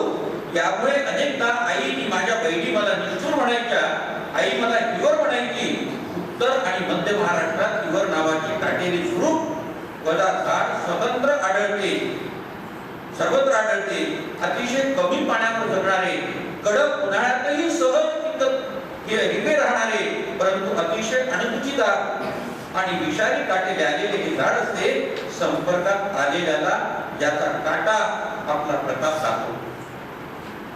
अतिशय चिवट आणि निर्दयी झाड म्हणून ज्याला संबोधलं जातं, असं ज्या काट्याचं वर्णन केलेलं आहे ते नाव आपण याला देत आहात. हे किती अर्थपूर्ण आहे त्याकडे. म्हणजे जसं जसं तुम्ही त्याचं चरित्र वाचायला का तसं तुमच्या लक्षात. आई हा खरं म्हणजे माणसाच्या जीवनाचा एक अविभाज्य घटक. आणि सुरुवातीला त्यांनी सुंदर कविता तिथे वर्णन केलेली आहे. तर म्हणजे मी मला एकच पाहत होतो, तुम्ही अतिशय कडक आहात, भाऊक आहात, मी तुमच्याशी कुठेतरी माझं नातं तुमचं काही बघत होतो आणि माझं असं लक्षात आलं की इथे तुमचं माझं नातं जुळत नाही, तुमच्या डोळ्यातून पाणी येत नाही. आणि आई संबंधी वाचत असताना माझे डोळे पाडावे होते हे मात्र मी सांगितलं. आई काय असते ही चटकन त्यांना लिहित असताना ती कविता, त्यांची जुनी कविता तिथे द्यावीशी वाटली. ही फळ्याची शाळा असते, हिरवागार मळा असतो, पेंगुळलेल्या बाळासाठी अंगाईचा गळा असतो.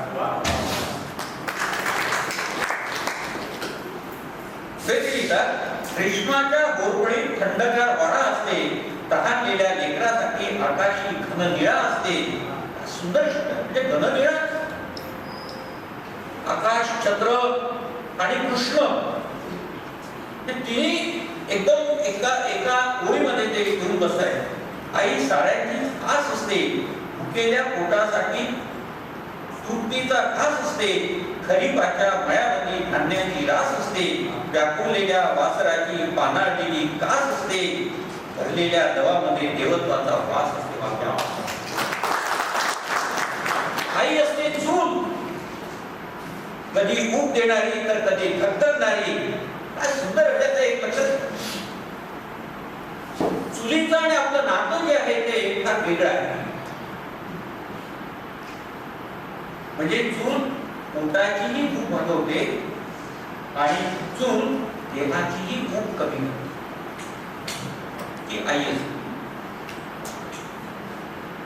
आई असते चूल, कधी भूक देणारी तर कधी थकथकणारी. आई असते पूम जोडणारी, कधी जोडणारी तर कधी बैलगिरी सोडणारी. मालेगावच्या काठावरती मित्रा, आईची कविता वाचल्यानंतर खरंच हृदय भरून आलं. पण याच आईचा शोध घेत असताना आणखी महत्वाचं जाणवलं ते म्हणजे सुरेश पाटील हे किती स्पष्ट आहे याचीही जाणीव आपल्याला होते. पत्नीला जेव्हा आईपासून त्रास व्हायला लागतो तेव्हा आईने हे बदलणं गरजेचं आहे याची जाणीवही स्पष्टपणे आपल्या आत्मकथनामध्ये सुरेश पाटील मांडतात. म्हणून मी तुम्हाला म्हणालो की सगळ्यात अवघड असलेला वाङ्मय प्रकार जर कोणता असेल तर तो स्वसंबंधी लिहिणं. कारण अनेकांची म्हणून दुखवलं जाऊ शकतात. मी जर स्पष्ट वक्ता असेल, आपल्याकडची सगळी आत्मचरित्राची परंपरा फार मोठी आहे, पण सगळे स्वच्छ आत्मचरित्र आहे असं समजण्याचं कारण नाही.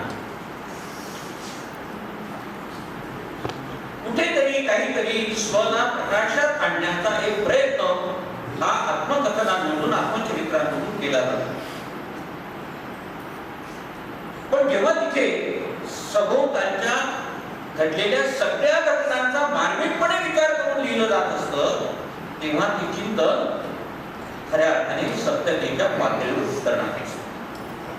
आणि म्हणून की लेखक फक्त स्वच्या व्यवस्थेची, स्वच्या व्यक्तिमत्वाची, स्वच्या विचारांची मांडणी करीत नाही, तर आत्मचरित्र म्हणजे स्वचा पुन्हा नव्याने घेतलेला शोध. अलीकडे आत्मकथन ही एक संकल्पना आहे. आता आत्मकथन आणि आत्मचरित्र याच्यामध्ये काय फरक आहे?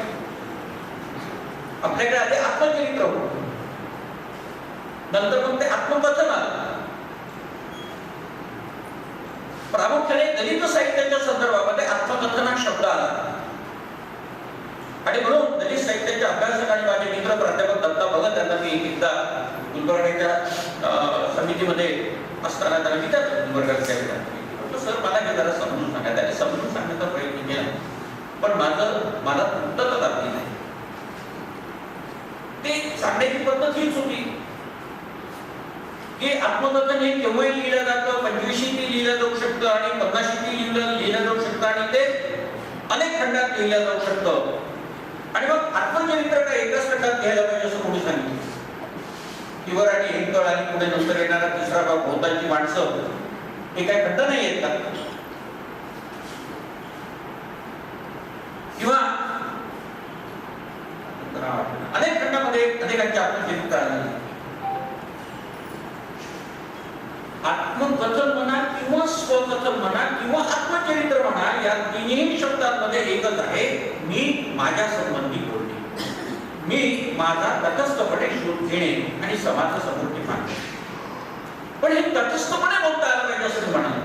म्हणून मी इथे मला जे उल्लेख करावा वाटतो आहे की त्याच आईबद्दल जे आई माझ्या गळ्यात ताईत आहे, ती आई माझ्या बायकोच्या संदर्भामध्ये जर काही वेगळा विचार करीत असेल आणि तिला जर तिच्यापासून त्रास होत असेल तर मी आईपासून वेगळं राहायला पाहिजे. कारण बायको आली म्हणून आईवरचं प्रेम कमी झालं ही जी आपल्या समाजामध्ये बसलेली एक ओळ आहे ना, ती नाही. माझ्या नावाचं कुंकू लिहून माझ्यावर भार टाकून हा माझा सांभाळ करणार आहे आयुष्यभर याच्या जाणीवेतून जी स्त्री, प्रत्येक स्त्री माझ्या घरामध्ये पहिलं पाऊल ठेवते आहे, त्या स्त्रीचा आधार स्तंभ मी आणि मीच आहे याची जाणीव याच्या मागे. आणि म्हणून या जबाबदारीला थोडा जरी तडा जात असेल तर तिथे मी आईलाही स्वीकारणार नाही ही जी जाणीव आहे ती फार महत्वाची आहे. एक तर आम्ही आई म्हणजे आई होऊन जातो, नाही तर बायको म्हणजे बायको होऊन जातो, तसं नाहीये. म्हणजे एक स्थिरत्व आहे, एक कुठली तरी दिशा सापडलेली आहे. पण लेखक थांबलेला नाही. उलट लेखकाला चैतन्याचे नवे धुमारे फुटायला लागले आणि म्हणून पुन्हा पुन्हा नव्याने साहित्य निर्मिती होऊन ते आपल्यापर्यंत येते आहे. संघर्षाच्या अनेक गोष्टींना सामोरे जातात हा माणूस माणसामधला माणूस शोधतो. म्हणून भोवतालची माणसं हे जे शीर्षक आहे ते अर्थपूर्णच. भोवताली खूप माणसं असतात पण सगळीच माणसं असतीलच असं नाही. आणि म्हणून नारायण सुर्वे एका कवितेमध्ये म्हणतायत की माणसाच्या शोधात मी निघाला. दोन पायाची, दोन हाताची, दोघं डोळे, दोन डोळे, कान वगैरे असली की माणसं माणसं होतातच असं नाही. आता एक लक्षात घ्या की या एका वाक्यामध्ये केवढं मोठं विश्व साठवलेलं आहे. म्हणजे या आईमुळे तिचा बोट धरून मी माझ्या आयुष्याचा मार्ग चालत आलो आहे, ती आता अचानक गेली. आणि कोण सांगतो आहे तर तो छोटा भाऊ सांगतो आहे की ज्याला सुद्धा माझ्यासारखं जीवन जगावं लागलं, त्याचे वडील सुद्धा लहानपणीच त्याच्यापासून विभक्त झालेले आहेत आणि आईसोबतच तो लहानाचा मोठा झालेला आहे आणि आज तोही आई विना करतो.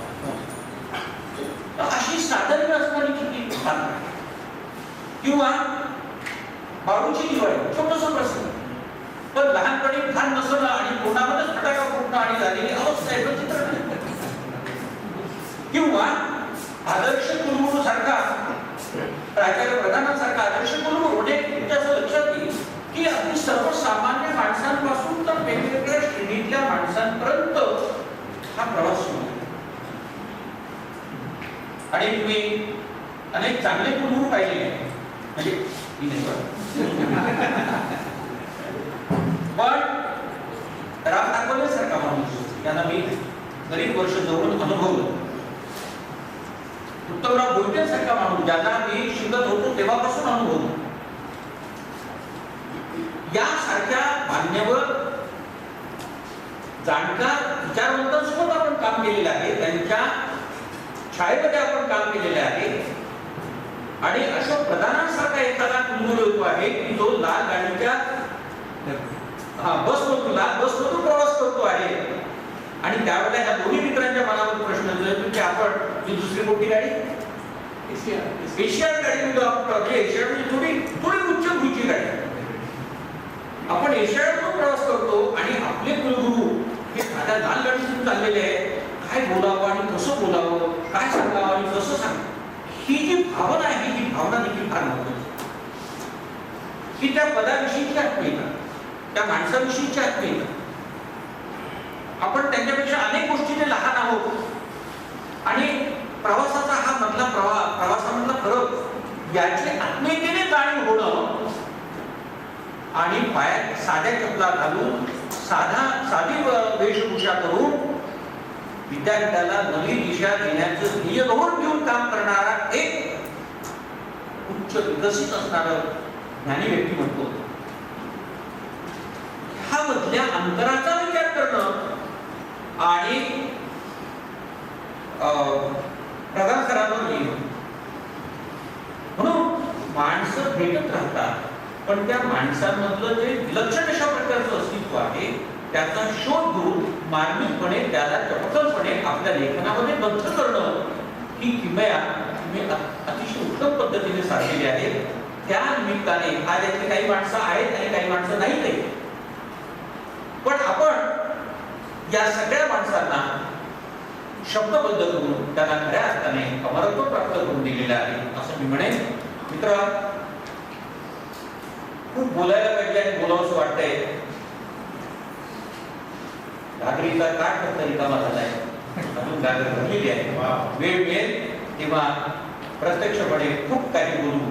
इथे एवढं बोलून सांगतो आपण अतिशय शून्यपणाने समजदारपणे या माझ्या वक्तव्याला म्हणण्यापेक्षा पाटील सरांनी लिहिलेल्या भाषाला आत्मसात करीत गेला त्याबद्दल तुमच्याबद्दल मी कृतज्ञता व्यक्त करून मी थांबतो.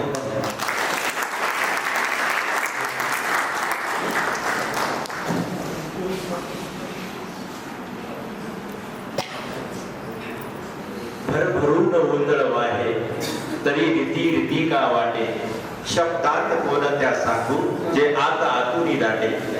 सरांनी अतिशय मोजक्या शब्दामध्ये आपले विचार या ठिकाणी ठेवले. यानंतर मी या सोहळ्याचे अध्यक्ष, आघाडीचे साहित्यिक, समीक्षक, विचारवंत आणि आपल्या सर्वांचे मार्गदर्शक माननीय प्राचार्य डॉक्टर श्रीपाद सर्विस सर यांना विनंती करतो की त्यांनी आपल्याशी मन मोकळा असा संवाद साधावा. जोरदार टाळ्यांच्या गजरामध्ये त्या प्रकाराचं स्वागत करूया. आदरणीय डॉक्टर श्रीपाद सर्विस सर. वंदन करतो. या संस्थेच्या हे वातावरण प्रचंड प्रभावित आहे. अनाथ विद्यार्थ्यांच्या उद्धारासाठी कटिबद्ध झालेले ध्येयवादी अशा प्रकारच्या व्यक्तित्वानं कर्तृत्वानं वाढवलेल्या या भूमीला मी वंदन करतो. या कार्यक्रमाचे सन्माननीय पाहुणे माझे आणि सुरेश पाटलांचे अत्यंत जवळचे अशा प्रकारचे मित्र, ज्यांच्या विद्वत्तेचा, ज्यांच्या कर्तृत्वाचा, ज्यांच्या साधेपणाचा आम्हाला आणि सर्वांना प्रचंड अशा प्रकारचा अभिमान वाटावा असून नित्य नूतन विद्यापीठाचे, मराठी विद्यापीठाचे, मराठी विषयाचे, मराठी विद्वान आणि अत्यंत सक्षम अशा प्रकारचे प्रशासकीय आणि ज्ञानाच्या क्षेत्रामध्ये काम करणारे डॉक्टर अविनाश आवळगावकर, या संस्थेचे चिटणीस, ज्यांच्या नेतृत्वाखाली दादासाहेब आणि अण्णासाहेबांच्या एका उच्च कोटीतल्या ध्येयवादाला वारशामध्ये न्याय मिळतो आहे. या संस्थेचा प्रचंड विकास होतो आहे. अशा प्रकारचे कार्यक्षम नेतृत्व सन्माननीय संजय गुंजाळ, आताच काही कारणावर नोकर केलेले सन्माननीय नितीनजी ठाकरे, या संस्थेचे संचालक सन्माननीय ऋषी, या 3 पुस्तकाचे लेखक सन्माननीय डॉक्टर सुरेश पाटील, सौ पाटील वहिनी, त्यांच्या दोन्ही कन्या प्रज्ञा आणि परीक्षा, ज्ञानवर्षी ग्रंथाचे मान्यवर अशा प्रकारचे प्रतिभावांचे लेखक सन्माननीय प्राचार्य वागचौरे, सन्माननीय प्राचार्य भालेराव, मुख्याध्यापिका पाटीलताई, मुख्याध्यापिका वैद्यताई, प्राध्यापक कुलकर्णी, सौ कुलकर्णी, आमचे मित्र आणि या पुस्तकाचे लेखक समितीचे मुख्य अशा प्रकारचे संमित्र डॉक्टर बापू देसाई, डॉक्टर पगार पाटील, सुरुवातीला त्यांनी उत्तम अशा प्रकारचं परिचय करून दिला ते प्राध्यापक दिलीप आहे, ज्यांनी उत्तम भाषण केलं. स्तुती करणं त्या काळामध्ये योग्य अशा प्रकारच्या स्तुती करणारा योग्य असणारे सुरेश पाटील यांचं वर्णन आपल्या छोट्याशा भाषणात केले ते प्राध्यापक गिरीश जोशी.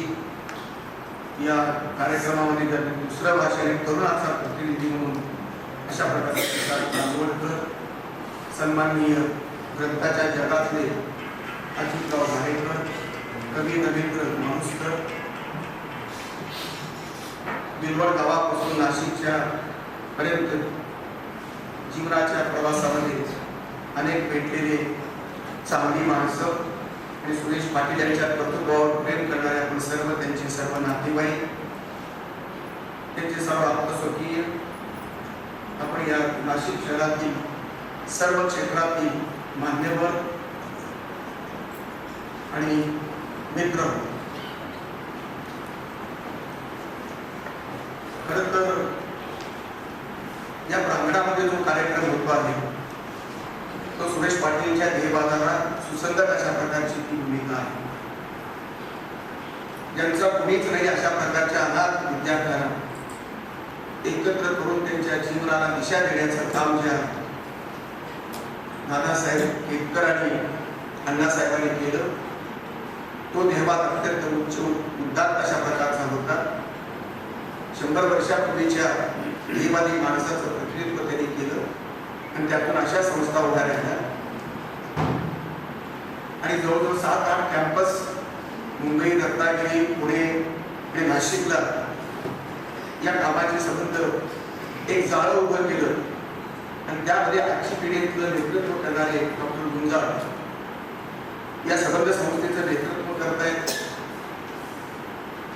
पाहुणे आल्यानंतर आणि सर्व बसल्यानंतर चहाचा कप पहिल्या पाहुण्याला न देता किंवा पदाधिकाऱ्याला न देता सुरुवातीला जे पहिल्यांदा भेटतील त्या बसलेले आहेत त्या सर्वांना देण्याची प्रथा पहिल्यांदा या संस्थेत मी पाहिली.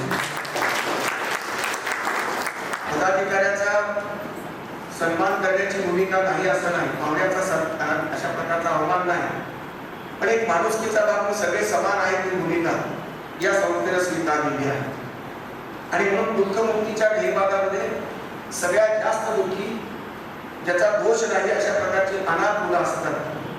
दारिद्र्याच्या दृष्टीला अनाथ, आईबापाच्या दृष्टीला अनाथ, संस्कृती आणि सामाजिक आर्थिक दृष्टीने अनाथ असणारे विद्यार्थी या संबंध त्याचं पुण्य पेरण्याची प्रक्रिया जी दादासाहेबांनी सुरू केली त्याच पुण्याची पेरणी नवीन परिवेशामध्ये नवीन परिमाणामध्ये या संस्थेच्या विकासामध्ये आमचे मित्र नवे मित्र सन्माननीय गुंजाळ साहेब करतायत ही मला अत्यंत कौतुकाची. सुरेश पाटील या शेवटच्या उत्तरार्धामध्ये आयुष्याच्या या ठिकाणी पोहोचले. मराठा विद्याप्रसारक असो, यशवंतराव चव्हाणांचं मुक्त विद्यापीठ असो आणि आता शेवटी ही संबंध संस्था अभिजन आणि बहुजनांच्या योगदानानं संस्कृती ही समृद्ध होते. आणि म्हणून सुरेश पाटलांच्या आयुष्यामध्ये अभिजनांचा आणि बहुजनांचा वाटा अत्यंत महत्वाचा आहे.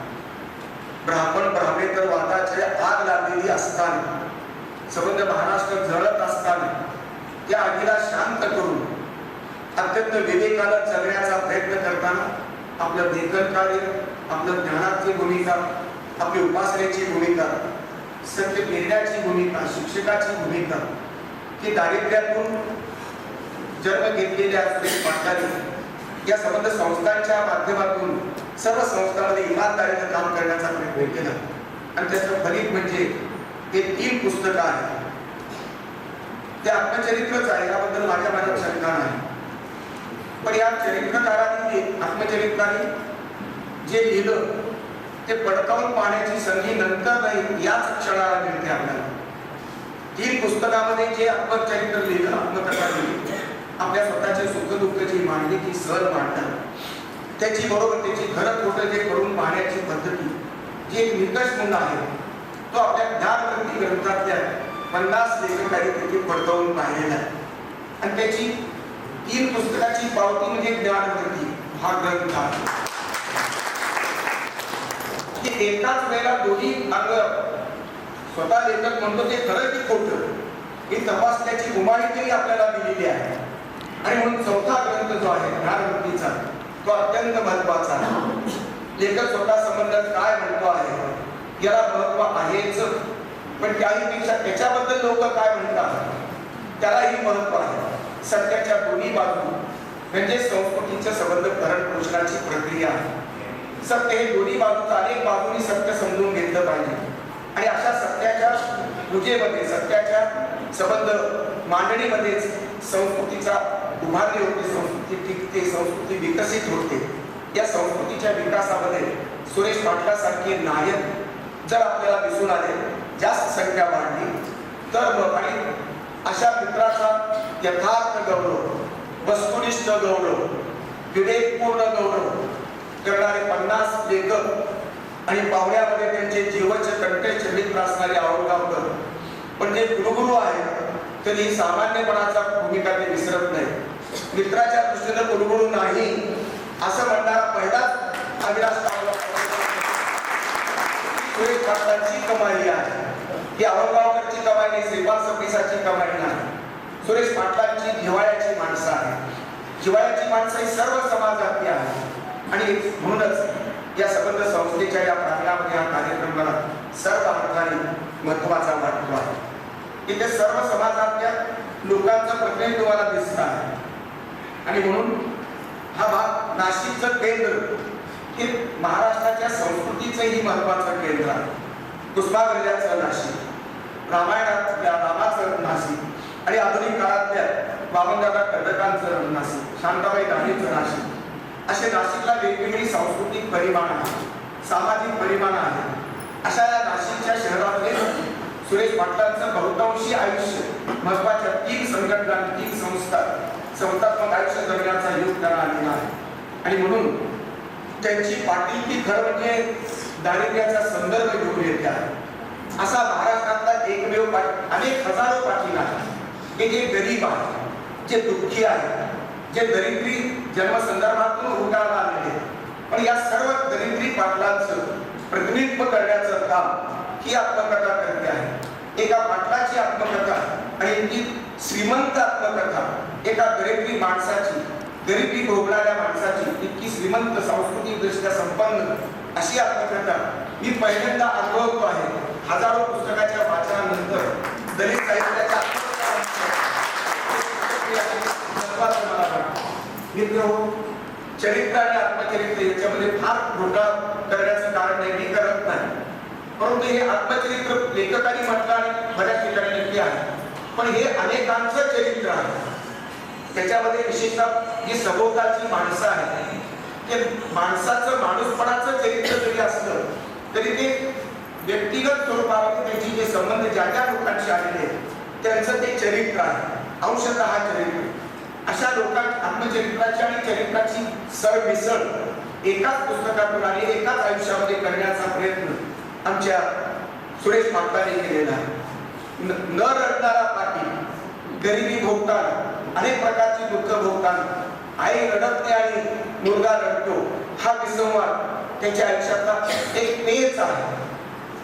त्यांचं रडणं हे आत्मकथेच्या पानाला दिसलं नाही, वाचकाला दिसलं नाही, सौंगड्याला दिसलं नाही, पण त्यांच्या अंतःकरणातलं मात्र पाटील हा सुरेश त्याच्यातला रडत होता. त्याचं आक्रंदन हे मूक आहे, मौनातलं आहे. आणि मौनातलं आक्रंदन, मौनातला आक्रोश हा भयानक असतो. आणि म्हणूनच एक दृश्य रडणं नव्हे तर अदृश्य रडणं आहे. सबंध रडायचं तर किती, अश्रू आटल्यानंतर रडणं येत नाही, अश्रू येत नाही. म्हणून त्या माणसाला दुःख नाही असलं.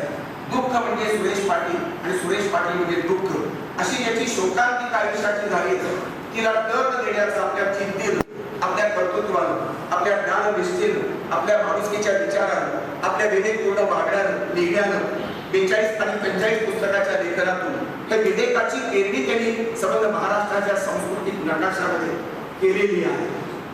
मित्र हो, आमच्या 2 पुस्तकाचं तरी संदर्भ आहे. किमर आणि हेटकर नावाचं प्रतिकृतीमध्ये जन्माला आलेला माणूस आहे की दोन्ही वनस्पती या पाटलाच्या, सुरेश पाटलांचं प्रतीक आहे आणि म्हणून त्या जवळच्या वाटतात. पण त्याचं एक ही प्रतिमा, ही प्रतीक, हे उपमा त्यांना शोभण्यासारखी नाही. कारण हे काटेरी झाड आहे, ते औषधी झाड आहे, हे बरोबर आहे. ते प्रतिकृतीमध्ये जगतं, हे बरोबर आहे. ते अत्यंत दुर्मिळ आहे, पण सातत येत राहतं, वाढत राहतं. ऊन पावसामध्ये नक्की वाढतो, हे बरोबर आहे. सुरेश पाटील सुद्धा संघर्षाची मात करत ते जगत आहे. पण कुणालाही त्यांच्या आयुष्याचा काटा कुणालाही दिसला नाही. त्यांच्या आयुष्याची महत्वाची अशा प्रकारचं वैशिष्ट्य आहे.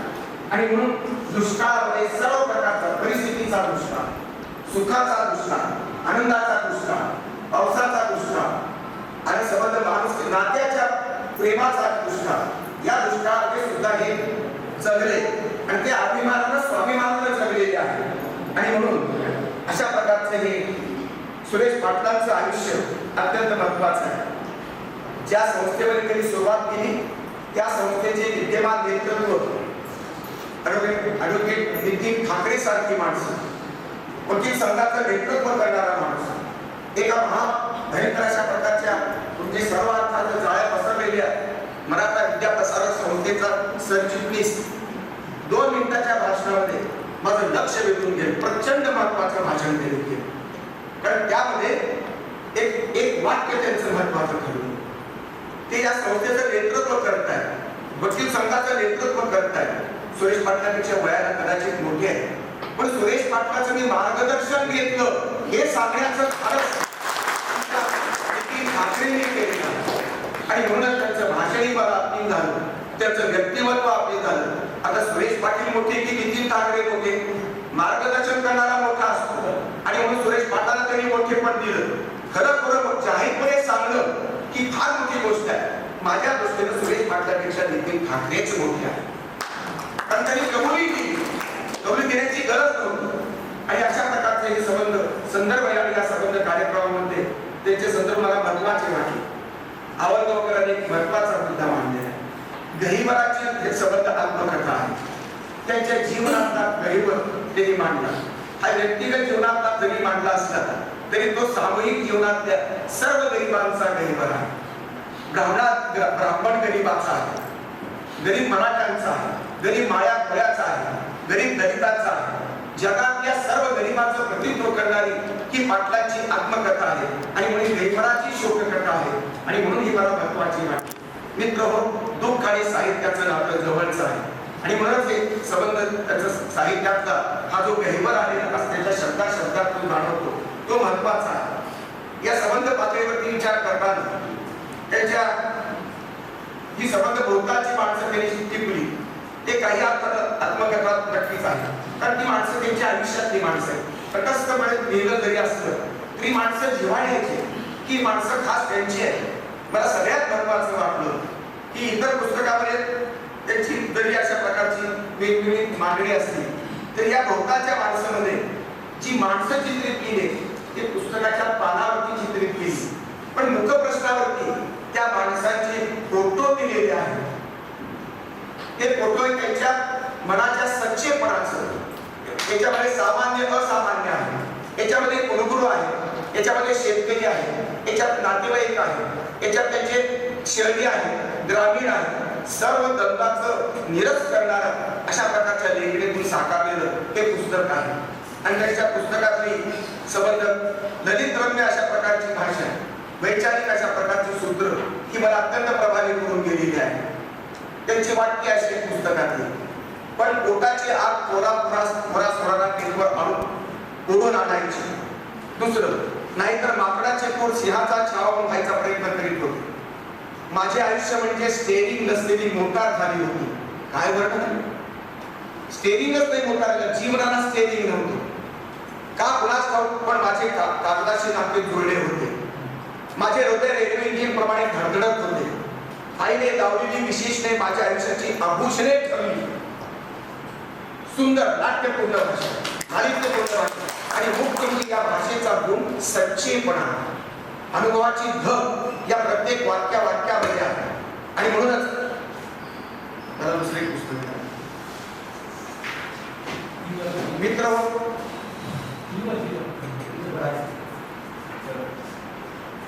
याच्यामध्ये अनेक संदर्भ आलेले आहेत. दारिद्र्याचे संदर्भ महत्वाचे वाटतात. त्यामध्ये लग्नाच्या नदीबद्दल एक प्रसंग अत्यंत काही संकटातून वाचत होताना असे काही नाट्यपूर्ण प्रसंग आहे. पावसानं घराला झळ लागली की संबंध घर गळायचं, भांडे ठेवणे झाले की पोतं टाकायची आहे. एखाद्या पापी माणसाला अशा प्रकारचं दलिताच्या पेक्षाही अत्यंत खालच्या लेवलचं घर असावं, एखादं गळणारं घर म्हणजे त्याच्या जीवनालाच गळती लागलेली आणि आई स्वतः जन्म दिलेली आहे. बापाला गिळणारा म्हणून त्याला दुसऱ्या देतो. त्याचा दोष काय, बापाने जन्माला घातलं आणि तो जन्माला पूर्वीच मरण पावला. त्याच्यात सुरेश पाटलाचा दोष कोणता? असा दोष नसताना सुद्धा आई दोष देते. ते अज्ञान आहे एका अर्थाचं. पण आई ही आई आहे. आईचा आणि मुलाचा प्रेम आणि पेच या दोघांचा अत्यंत मला नाट्य जबरदस्त वाटतं. काळाला भिडणारा हा प्रकार आहे. मित्र हो, या संबंध पातळीवरून विचार करताना भाकरीच्या जवळ एक नाग बसतो त्या मूर्तीमध्ये. त्या प्रसंगी महत्वाचा वाटतो. भाकरी घ्यायची म्हणजे भूक लागली तर नाग दंश करतो आहे.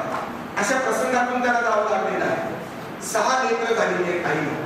6 भावंडांचं मोठेपण करा. एक विधवा स्त्री कसं मोठेपण तिचं करू शकते, पालनपोषण करण्याची जबाबदारी, दिलखोरचा संबंध, आयुष्य, दारिद्र्य हे संबंध वर्णन करताना गुळाचा चहा आणि बाजरीची भाकर 12 महिने अशा प्रकारचं दारिद्र्य मला आतापर्यंत फक्त दलित कथा आत्मकथनामध्ये पाहिजे. एका पाटलाच्या आत्मकथनामध्ये हे संदर्भाला जे पाटील आहे पण पाटीलकी नाही, पाटील असून पाटीलकी नसलेला अशा प्रकारचा पहिला पाटील महाराष्ट्रात अनुभवला. त्यांच्या संबंध सोसण्यात दुःखाला कितीच असावा याचा मला सीमा नाही. त्याचबरोबर दंड भरताना माझ्या आयुष्याची ती जोडण करत होती की काय, असाही शुद्ध प्रयोग केला. हे वाक्य काळजाला भिडतातच. आवडगावकरांनी म्हटल्याप्रमाणे काळजाला भिडता ही आत्मकथा आहे. आणि म्हणूनच दलितापेक्षाही अत्यंत गुणाकारात वाटलेलं दुःख सुरेश पाटलांनी भोगलेलं आहे. 25 वर्षाच्या पूर्वीचं शर्ट आणि पॅन्ट आजही ते घालतात. पाठीमागे चड्डीवरती संबंध फाटलेला असताना ठिगळ जोडणारी आहे, अशा प्रकारची आहे. आणि ठिगळाने जोडलेलं आयुष्य या माणसानं जगलेलं आहे. त्याचबरोबर पोळ्याच्या बैलाचं त्यांनी वर्णन केलं, गाय बैलाचं बैलाचं वर्णन केलं. जी या माणसाचा जिव्हाळा सर्वव्यापी आहे. वनस्पतीवर आहे, मातीवर आहे, शेतामध्ये अल्पकोधारक पाठी, त्याला कसले पाठी की म्हणायचे. आणि परंतु आपल्या 72च्या दुष्काळाचं वर्णन 2 बाजरी फक्त धान्य आलेलं आहे. अशा कसे दिवस काढणार की संबंध अजून जीवनाच्या संबंध मांडणी करत असताना काही भाषेचे उत्तम नमुने असे आलेले. जीवन भुकेलीच राहील, जमीन भुकेलीच राहील हे वाटतं. ढगांची पावसाची वाट पाहून डोळे खोल गेले. त्यात लोकशाही धर्मानुसार बऱ्यापैकी गोलमाल होत असे. बारीक निरीक्षण आहे. सोसायटीच्या व्यवहाराबद्दल हे वाक्य गोलमाल होत असे. लोकशाहीच्या नियमाप्रमाणे अशी कशी लोकशाही, लोकशाहीचं दिवाळी निघालेलं अशा प्रकारचं चित्र हा अनुभव आहे. नियतीने आईच्या संसारात दुःखाचे पेटाळे उघडले होते. हे वाक्य लिहिताना किती यातना झाले असते. वाचताना सरहृदय माणूस जर रडला नाही तर तो दगड पडला नाही. आई माहेरी काम मामाकडे परत तिची पद घसरली होती. एका माहेरवासिनीची पद माहेरीच घसरते. सगळ्या भावानीच्या नात्यातला पेच आणि त्याच्यातले ताण तणाव इतके सुंदर वाटून गेले की मला कौतुक वाटलं. मामाचं चित्रण, मामीचं चित्रण, संबंध आजोळचं चित्रण एक स्वतंत्र अशा प्रकारची आजोळची चरित्र कथा आहे. सुरेश पाटलांच्या संबंध आत्मकथेमध्ये आजोळचं चरित्र हे लिहिलेलं गेलं. ते सर्व दाणाबाणाविषयी लिहिले गेले. सगळी चांगली माणसं नाही. तो हुशारकी मारणारा राजकारण करणारा मामा आणि घरामध्ये लक्ष नाही. दुसऱ्या पाहुण्या रावण्याचं वर्चस्व हे सगळं पाहत होतं. पण सुरेश पाटलाचं कोण आहे ना. आणि म्हणून मामी सुद्धा त्या शोकात तिला समोर जाते. पाटलाच्या घरातल्या बायका किती शोकात अशा प्रकारचं जीवन जगतात याचं एक सुंदर वर्णन त्यांनी त्या ठिकाणी केलेलं आहे. अण्णा मावशीनं उष्टा केलेला अपघात, या माणसानं मावशीचा प्रेम फेकून दिलं आणि उष्टा अपघात फेकून दिला, असा एक प्रसंग आहे. हा स्वाभिमान लहानपणात एवढा स्वाभिमानी आहे तर मोठेपणी किती स्वाभिमानी असेल. पण स्वाभिमानाचं गर्वाचं ते रूप धारण करत नाही. आणि म्हणून त्यांच्या आईचं तत्वज्ञान मला फार महत्वाचं नाही. ज्याचं त्याचं नशिबाला राहतं. नशिबाचा हवाला देणार किती आहे. भोगल्यातून दुसरं काय निर्माण होणार. आणि म्हणून हे आत्मकथन अत्यंत हिवरचं सुद्धा स्वरूप अशा प्रकारचं आहे. ही कृतज्ञतेची सत्यकथा आहे. सर्व माणसांबद्दलची, आईबद्दलची, पण आईचे दोष सुद्धा या माणसानं दाखवले. आईच्या संबंध ज्या वाईट प्रवृत्ती चुकीच्या असतील त्याचंही दर्शन त्या ठिकाणी घडतं. आईचं मूल्यमापन करणं ही फार कठीण गोष्ट आहे. एका मुलाला सुद्धा ते करणं जमत नाही. पण या मुलानं प्रेम बाजूला ठेवलं, वात्सल्य बाजूला ठेवलं, वात्सल्य स्वीकारलं, वात्सल्य पचवून त्याची अत्यंत कडक अशा प्रकारची मूल्यमापनाची पद्धती त्या ठिकाणी उपजतच आहे. आणि मग मूल्यमापनाचा विभाग राहो की न राहो विद्यापीठापर्यंत तो जाऊन पोहोचला. त्याचं कारण हे आहे की आपल्या आईची समीक्षा, मामाची समीक्षा, आजोळची समीक्षा, आपल्या मित्रांची समीक्षा, आपल्या काय आरबी पाटलांची समीक्षा, अशा समीक्षेचा विचार मूल्यमापनात्मक विचार त्यांनी मांडला. बिलकोट, मालेगाव अशा प्रकारचे संबंध परिसर हे करत असताना या माणसानं नाशिकचा परिसराचा अनुबंध, वेगवेगळ्या रत्नागिरीपर्यंत माणूस जाऊन आलेला, या सर्वांचा निसर्गाचा अनुबंध त्यांनी जपलेला आहे. दुर्दैवी बालकाचे संदर्भ या आत्मकथेमध्ये काळजाला भेटतात. सॉफ्ट टार्गेट म्हणून त्यांचं सगळ्यांकडेच अशा प्रकारचं वर्णन केलं जायचं आणि सावधपणे वागलं पाहिजे हे त्यातून शिकलेलं अशा प्रकारचं तत्वज्ञान आहे. आपण सावधपणे जगलं पाहिजे. बापाला गिरणारा अशा प्रकारचं बोध या आईच्या शिव्या तिच्या लागल्या, पण शिव्या या बोध्याच्या रूपामध्ये स्वीकारल्या आणि हा कलम झाला. हा एका अर्थाने बेशरम झाला. पण तो बेशरम म्हणजे कलम होणं, बेशरम म्हणजे सोचणं.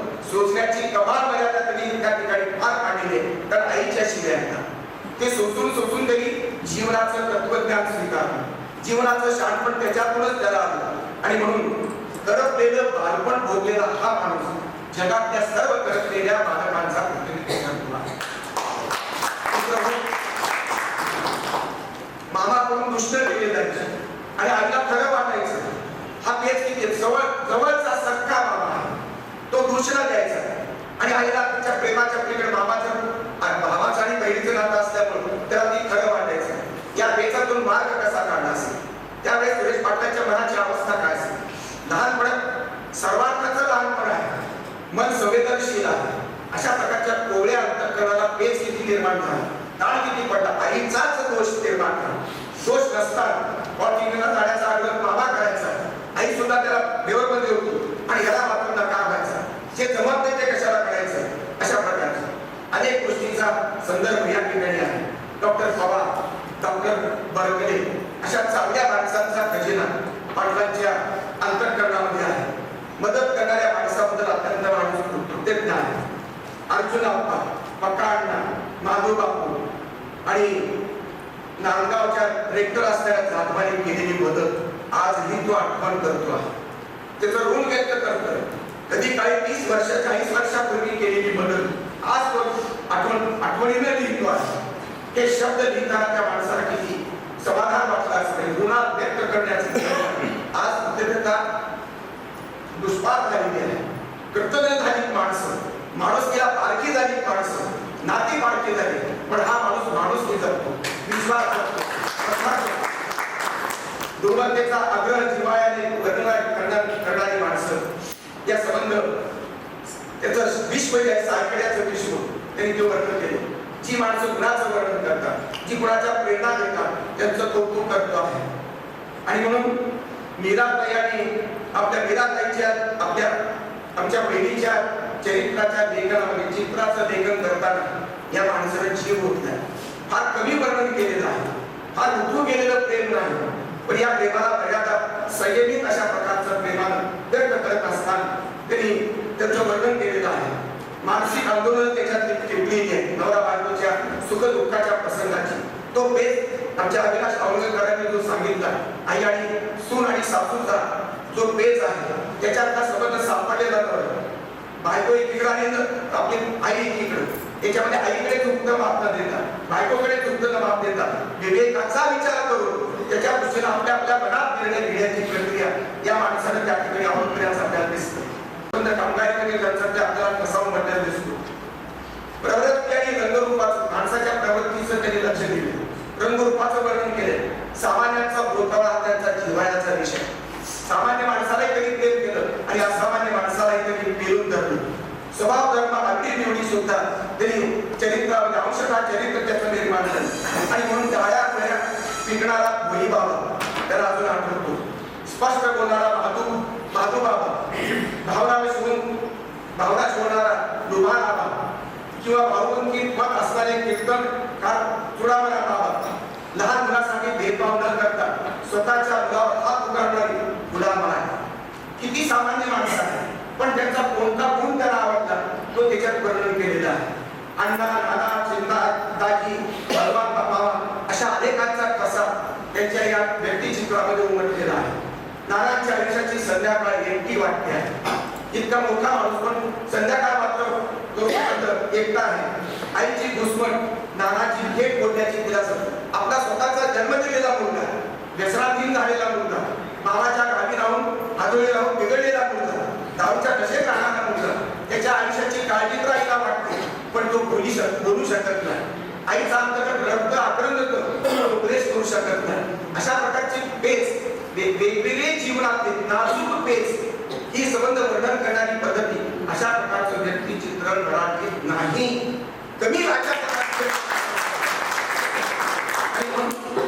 आत्मचरित्राच्या संदर्भामध्ये, एकूण व्यक्तिचित्रणाच्या संदर्भामध्ये अत्यंत महत्वाची अशा प्रकारची भूमिका या ठिकाणी मांडताना मला अनेक प्रकारचे तिथे गोष्टी घडलेल्या. जे 4थं पुस्तक आहे ते तिघांचं तर नक्की लेखन यांनीच केलं. 45 पुस्तकं लिहिणारा माणूस किती ज्ञानी असतो, किती व्यापक आहे. अनेकांनी वर्णन करताना मित्र हो, या गोष्टीमध्ये आपल्या गौरव ग्रंथ जो निर्माण केलाय तो भोवतालची माणसं नरेंद्र कुठला तो ज्ञानवंत सुंदर नाव आहे. बापूराव देसाई आणि त्याच्या सर्व सहकाऱ्यांनी विशेष धन्यवाद दिले.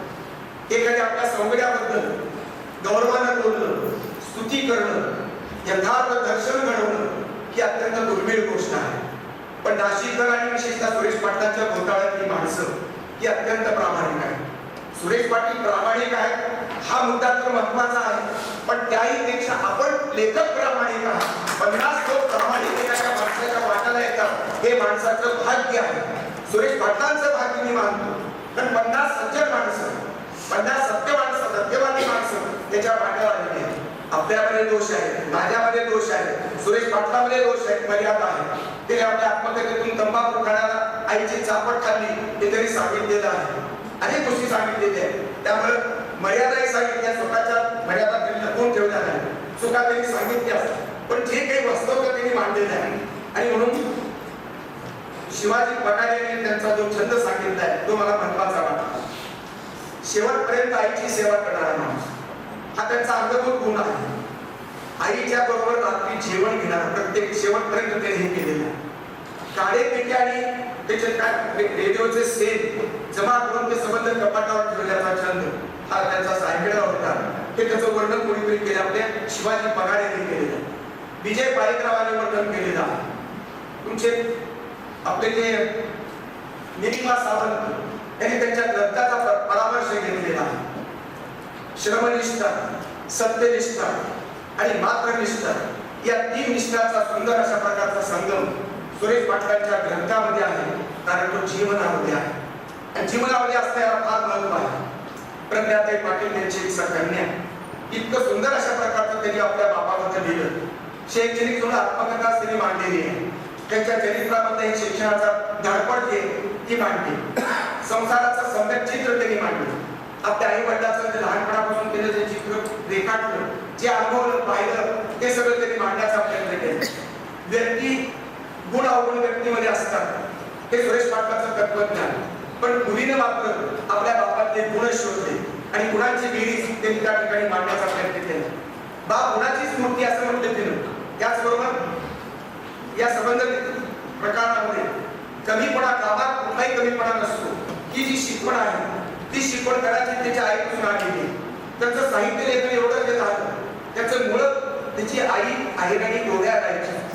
त्या ओळीमध्ये गुणगुणित शोधलेले आणि म्हणून आपले प्राध्यापक काळू चव्हाण जडणघडण ही संबंध त्याच्या आईकडून झालेली आहे आणि म्हणून तरुण पराठी त्यांनी घेऊ शकलेली आहे. त्याचबरोबर पत्नीच्या आणि सुकन्याच्या संदर्भात त्यांचं संसार चित्र समाधानी अशा प्रकारचं चित्र त्यांनी पेटलं. डॉक्टर किशोर चव्हाण यांनी साहित्याची नाव शोधत असताना आईच्या गोव्याकडे आठवतात आणि आईराणी गोव्याकडे त्यांनी ते श्रेय दिलेलं आहे. चंद्रकांत देवरे यांनी नवीन नातेसंबंधाच्या संदर्भातले संबंध भूताळाकडे या ठिकाणी जमा केले. बापूराव देसाई त्यांच्या अडचणीमध्ये मित्राला मदत करण्याची त्यांची जी प्रवृत्ती आहे तिचा गौरव केलेला आहे. बापूराव कोणत्या अडचणीत पडले सापडले मला माहिती नाही. अशोक गाडेकर निगर्वी अशा प्रकारच्या सुरेश पाटलांचं त्यांनी वर्णन केलेलं आहे. त्याचबरोबर इतर कार्य सहकार्य करण्याची भूमिका आहे. तुमच्या गायकवाडाने आठवणीला उजाळा दिला, अनेक आठवणी त्यांच्या सांगितले. प्राचार्य गवळी यांनी त्यांची पाटीलकी नसलेला पाटील अशा प्रकारचं वर्णन केलेलं आहे. अशोक धावरे यांनी माझी मंदिरे हा त्यांचा लेख आहे, मी वाचला नाही पण अत्यंत महत्वाचा त्यांनी त्या मंदिराचा लेखाचा गौरव केलेला आहे.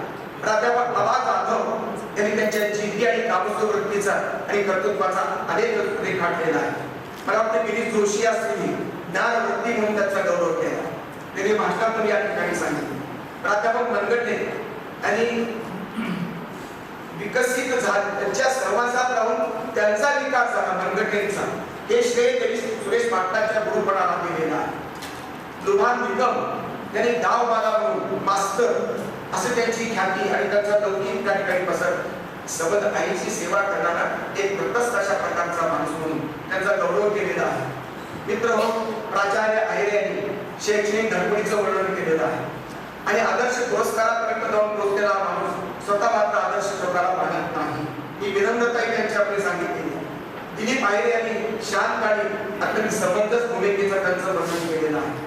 ग्रंथालयाच्या बाबतीमध्ये व्याख्यानाचं मानधन न घेणारा माणूस, ग्रंथावर प्रेम करणारा माणूस, अशा प्रकारचं त्यांचं वर्णन केलेलं आहे. डॉक्टर आहेर यांनी त्यांची स्वयंपाक कला ही फार उत्तम असं सांगितलं. जे वहिनीला हे सुख असलं पाहिजे, स्वयंपाक नक्कीच करत असले पाहिजे. डॉक्टर बल्लाळ यांनी विद्यापीठातल्या योगदानाबद्दल त्यांचं गुणवर्णन केलेलं आहे. अशोक बदाणे यांनी पुस्तकाची नोंद घेतलेली आहे आणि शैक्षणिक प्रकल्पाची त्यांनी आधीच त्या ठिकाणी मांडली. प्राध्यापक भागवत यांनी स्नेहबंधातील अनुभव त्यांनी मांडलेले आहे. त्याचबरोबर पत्नी गौरवाच्या संदर्भात 7 संगत जी पत्नीने त्याला मीरा यांनी त्याला साथ दिली तिचाही गौरव मुख्य कंठन या ठिकाणी प्राध्यापक भागवतांनी केलेला आहे. डॉक्टर भालेरावांनी मात्र प्रेम पुत्र प्रेम या दोघांची जॉईंट अशा प्रकारची ही कथा सांगितली. मुलाचंही आईवर प्रेम आणि आईचं प्रेम त्याच्यातले पेच जरी नसले तरी डोबळ मानत या अशा प्रकारच्या ऐतिहासिक प्रेमाची ही संबंध कथा त्यांनी मांडलेली आहे. प्राध्यापक भोकल त्यांनी ललित लेखनाचा त्यांचा गौरव केलेला आहे. व्यक्तिरेखा नमुनेदार असल्याचं त्यांनी सांगितलेलं आहे. अशा प्रकारचे चित्र या संबंध 4 पुस्तकाच्या संदर्भातलं आकलन मी मांडण्याचा प्रयत्न केला. आपल्या मीराबाईचं कौतुक विशेष न केलं परंतु या ठिकाणी सुप्त अशा प्रकारच्या मौनातून त्यांनी तिथं वर्णन केलेलं आहे. त्याच्या 7 संगत मला सगळ्यांचे लेख दिसते पण मीराबाईचा लेख नाही त्याच्यामध्ये. हे का बरं नाही? का नाही कुठलेला आहे का? ज्ञानवर्तीमध्ये आहे, ज्ञानवर्तीमध्ये आहे. बरा उल्लेख केला असताना त्याचा सुरेश पाटलाबद्दल 50 लोकांनी लिहिलं, त्यांच्या मुलींनी लिहिलं, पण पत्नीचं काय म्हणणं आहे हे कळल्याशिवाय पत्नीचं अंतरंग कळू शकत नाही. कदाचित असं असेल. त्यांच्या आत्मकथेमध्ये अनेकांची नाव आहेत, मित्राला विसरलेलं नाही. मला वाटतं ते अनेक बाल त्यांच्या मित्रांची त्यांची संबंध संदर्भ आहे त्याच्यामध्ये. पण प्रामाणिकपणे सगळं लिहिलं. पण एका मुलीबद्दल कॉलेजच्या किंवा शालेय जीवनामध्ये तिने लिहिलेलं आहे. ते अत्यंत शुद्ध मैत्री असं म्हटलेलं आहे. त्या शुद्ध मैत्रीमधून कंसामध्ये प्रश्नचिन्ह मी करतो आणि थांबतो.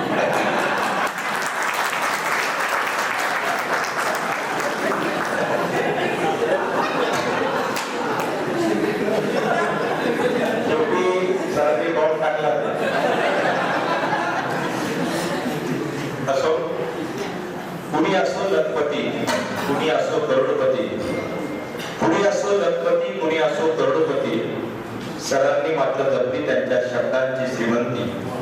ही शब्दांची श्रीमंती या दोन्ही वक्त्यांनी औरंगाबाद सर आणि सबनीस सरांनी आपल्या समोर पेश केली आहे. ही श्रीमंती खऱ्या अर्थानं आपल्या सर्वांना समृद्ध करणारी आहे.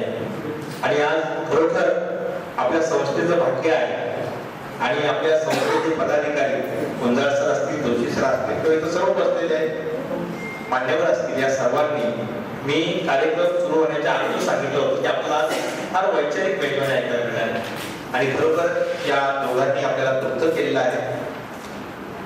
त्यांनी जरी तृप्त केलं असलं तरी आपल्याला अजून पोटाने तृप्त व्हायचं आहे. मन तृप्त झालंय आपलं. आता आपण स्नेह भोजनासाठी या ठिकाणी आभारानंतर कार्यक्रम स्थळाच्या पायऱ्यावर करताना समोर कॅन्टीन आहे, त्या ठिकाणी आपल्याला स्नेह भोजनाची व्यवस्था केली आहे.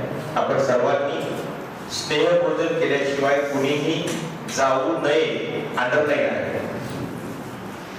प्रत्येकाने स्नेह भोजन घ्यावं ही विनंती आहे. यानंतर मी आभारासाठी पुन्हा आमचे ज्येष्ठ मित्र प्राध्यापक दिलीप आहेर सरांना विनंती करतो की त्यांनी आभाराचा अतिशय गोड कार्यक्रम मोजक्या शब्दांमध्ये संपन्न करावा. आहेर सर.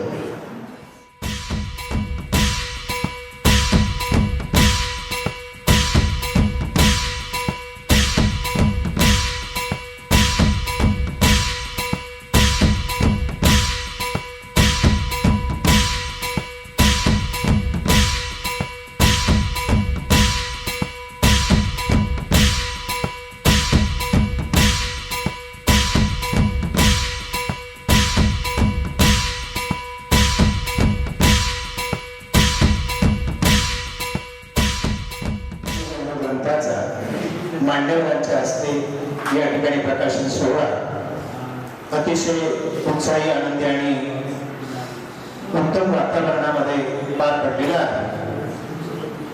मित्रांनो, पाटील सरांनी जेव्हा सबनीस सरांचं नावलगावकर सरांचं प्रकाशन सोहळ्यास उपस्थितीबद्दल नामोल्लेख केला तेव्हा मनस्वी आनंद झाला की संपूर्ण राज्यामध्ये नव्हे तर भारतभरात अनेक संमेलनं होत असतात आणि सर्वाधिक संमेलनांचं अध्यक्षपद भूषवण्याचं काम आणि अनेक संमेलनांचं समारोपाचं काम ज्यांच्या उपस्थितीशिवाय या ठिकाणी होत नाही असे डॉक्टर श्रीपाद सबनीस सर या ठिकाणी येणार आणि त्यांचा सहवास 2-2.5 तास आपल्या सर्वांना लाभणार, त्यांचे विचार ऐकायला मिळणार. खूप मोठी संधी या प्रकाशन समारंभाच्या निमित्ताने पाटील सरांनी उपलब्ध करून दिली. सबनीस सर हे तिन्ही समितीच्या वतीने दिलेल्या निमंत्रणाचा स्वीकार करून या ठिकाणी सभागृही सबनीस मॅडम सह उपस्थित झाले आणि बहुमोल असं मार्गदर्शन केलं. त्याबद्दल मी त्यांचं मनस्वी सर्वांच्या वतीने आभार व्यक्त करतो. आवडगावकर सर नेहमीच पाठराखण करत असतात आणि आज या ठिकाणी आले, त्यांनी मार्गदर्शन केलं, त्यांचे मी मनापासून आभार व्यक्त करतो. आदरणीय पाटील सरांनी लिहिलेल्या 42 पुस्तकांचं प्रकाशन अनेक ठिकाणी झालं असेल, पण त्यांनी लिहिलेल्या 3 पुस्तकांचं आणि गौरव समितीने तयार केलेल्या ज्ञानवंती गौरव ग्रंथांचं प्रकाशन माझ्या या संकुलामध्ये व्हावं एवढा मोठेपणा देखील संस्था चालकांनी या ठिकाणी घेतलेला आहे. असे संस्था चालक लाभणं आणि आपल्या या कुटुंबातील सदस्यांना मोठं करणं, त्यांचा मान सन्मान ठेवणं आणि त्यांना प्रेरणा देण्याचं काम आदरणीय कार्यवाह गुंजाळ सर, अमोल जोशी सर, सर्व संचालक मंडळाने या ठिकाणी केला. मी गुंजाळ सरांचं आणि जोशी सरांचं उपस्थित राहून या ठिकाणी प्रेरणा दिल्याबद्दल त्यांचे मनापासून या ठिकाणी आभार व्यक्त करतो. याचबरोबर प्रज्ञा प्रकाशन त्या मीरा काळे पाटील असतील किंवा समितीच्या सर्व सदस्यांनी अतिशय मेहनतीने हा ग्रंथ या ठिकाणी तयार केलेला आहे, त्यांचे मी मनापासून आभार व्यक्त करतो. पुणे विद्यार्थीगृहाच्या इंजिनिअरिंग कॉलेजचे प्राचार्य मनोज भालेराव सर, वरिष्ठ महाविद्यालयाचे प्राचार्य डॉक्टर संजय वागचौरे सर, हायस्कूलच्या प्राचार्य भारती पाटील, प्रतिमा वैद्य, मनीषा सटे मॅडम आणि संपूर्ण कुटुंबातील सर्व सदस्यांचं मी मनापासून स्वागत करतो, आभार व्यक्त करतो. आणि या गौरव ग्रंथ समितीच्या सदस्यांसह, लेखकांसह, पाटील सरांचे आप्तस्वकीय, नातेवाईक मंडळी आणि ग्रंथप्रेमी या ठिकाणी उपस्थित झाले, त्याबद्दल त्यांचेही मी मनापासून आभार व्यक्त करतो. विशेष म्हणजे आदरणीय सरांच्या मार्गदर्शनाखाली आमच्या बीएड महाविद्यालयातील सर्व प्राध्यापकांनी, सेवक वृंदाने हा कार्यक्रम डोक्यावर घेतला होता आणि अतिशय सुंदरपणे आणि चांगल्या पद्धतीने तो या ठिकाणी सादर केलेला आहे, त्यामुळे त्यांचेही मी मनापासून आभार व्यक्त करतो. त्याचबरोबर आमचे मालुंजकर सर बीएड महाविद्यालयात एका कार्यक्रमाच्या निमित्ताने आले आणि आम्हाला सगळ्यांना मनमोहून टाकलं आणि त्यांनी सूत्रसंचालन करावं अशी त्या ठिकाणी आम्ही प्रार्थना केली आणि ते आले आणि अतिशय रोगट सूत्रसंचालन केलं, त्याबद्दल मी त्यांचेही मनापासून आभार व्यक्त करतो. या महाविद्यालयाच्या आणि या प्रांगणामध्ये ज्या ज्या सेवकांनी हा कार्यक्रम यशस्वी करण्यासाठी कळत न कळत अतिशय चांगल्या पद्धतीने मनापासून मोलाचं सहकार्य केलं, त्याबद्दल त्या सर्व घटकांचं मी मनापासून आभार व्यक्त करतो. फोटोग्राफर, छायाचित्रकार, पत्रकार बंधू भगिनी या सर्वांचंही मी मनापासून आभार व्यक्त करतो. आणि आता या कार्यक्रम अध्यक्षांच्या परवानगीने संपला असं जाहीर करून सर्वांनी स्नेहभोजनाचा आस्वाद घ्यावा अशी संयोजकांच्या वतीने विनंती करतो. धन्यवाद. फक्त सर्व मान्यवरांच्या सोबत आधी सर्व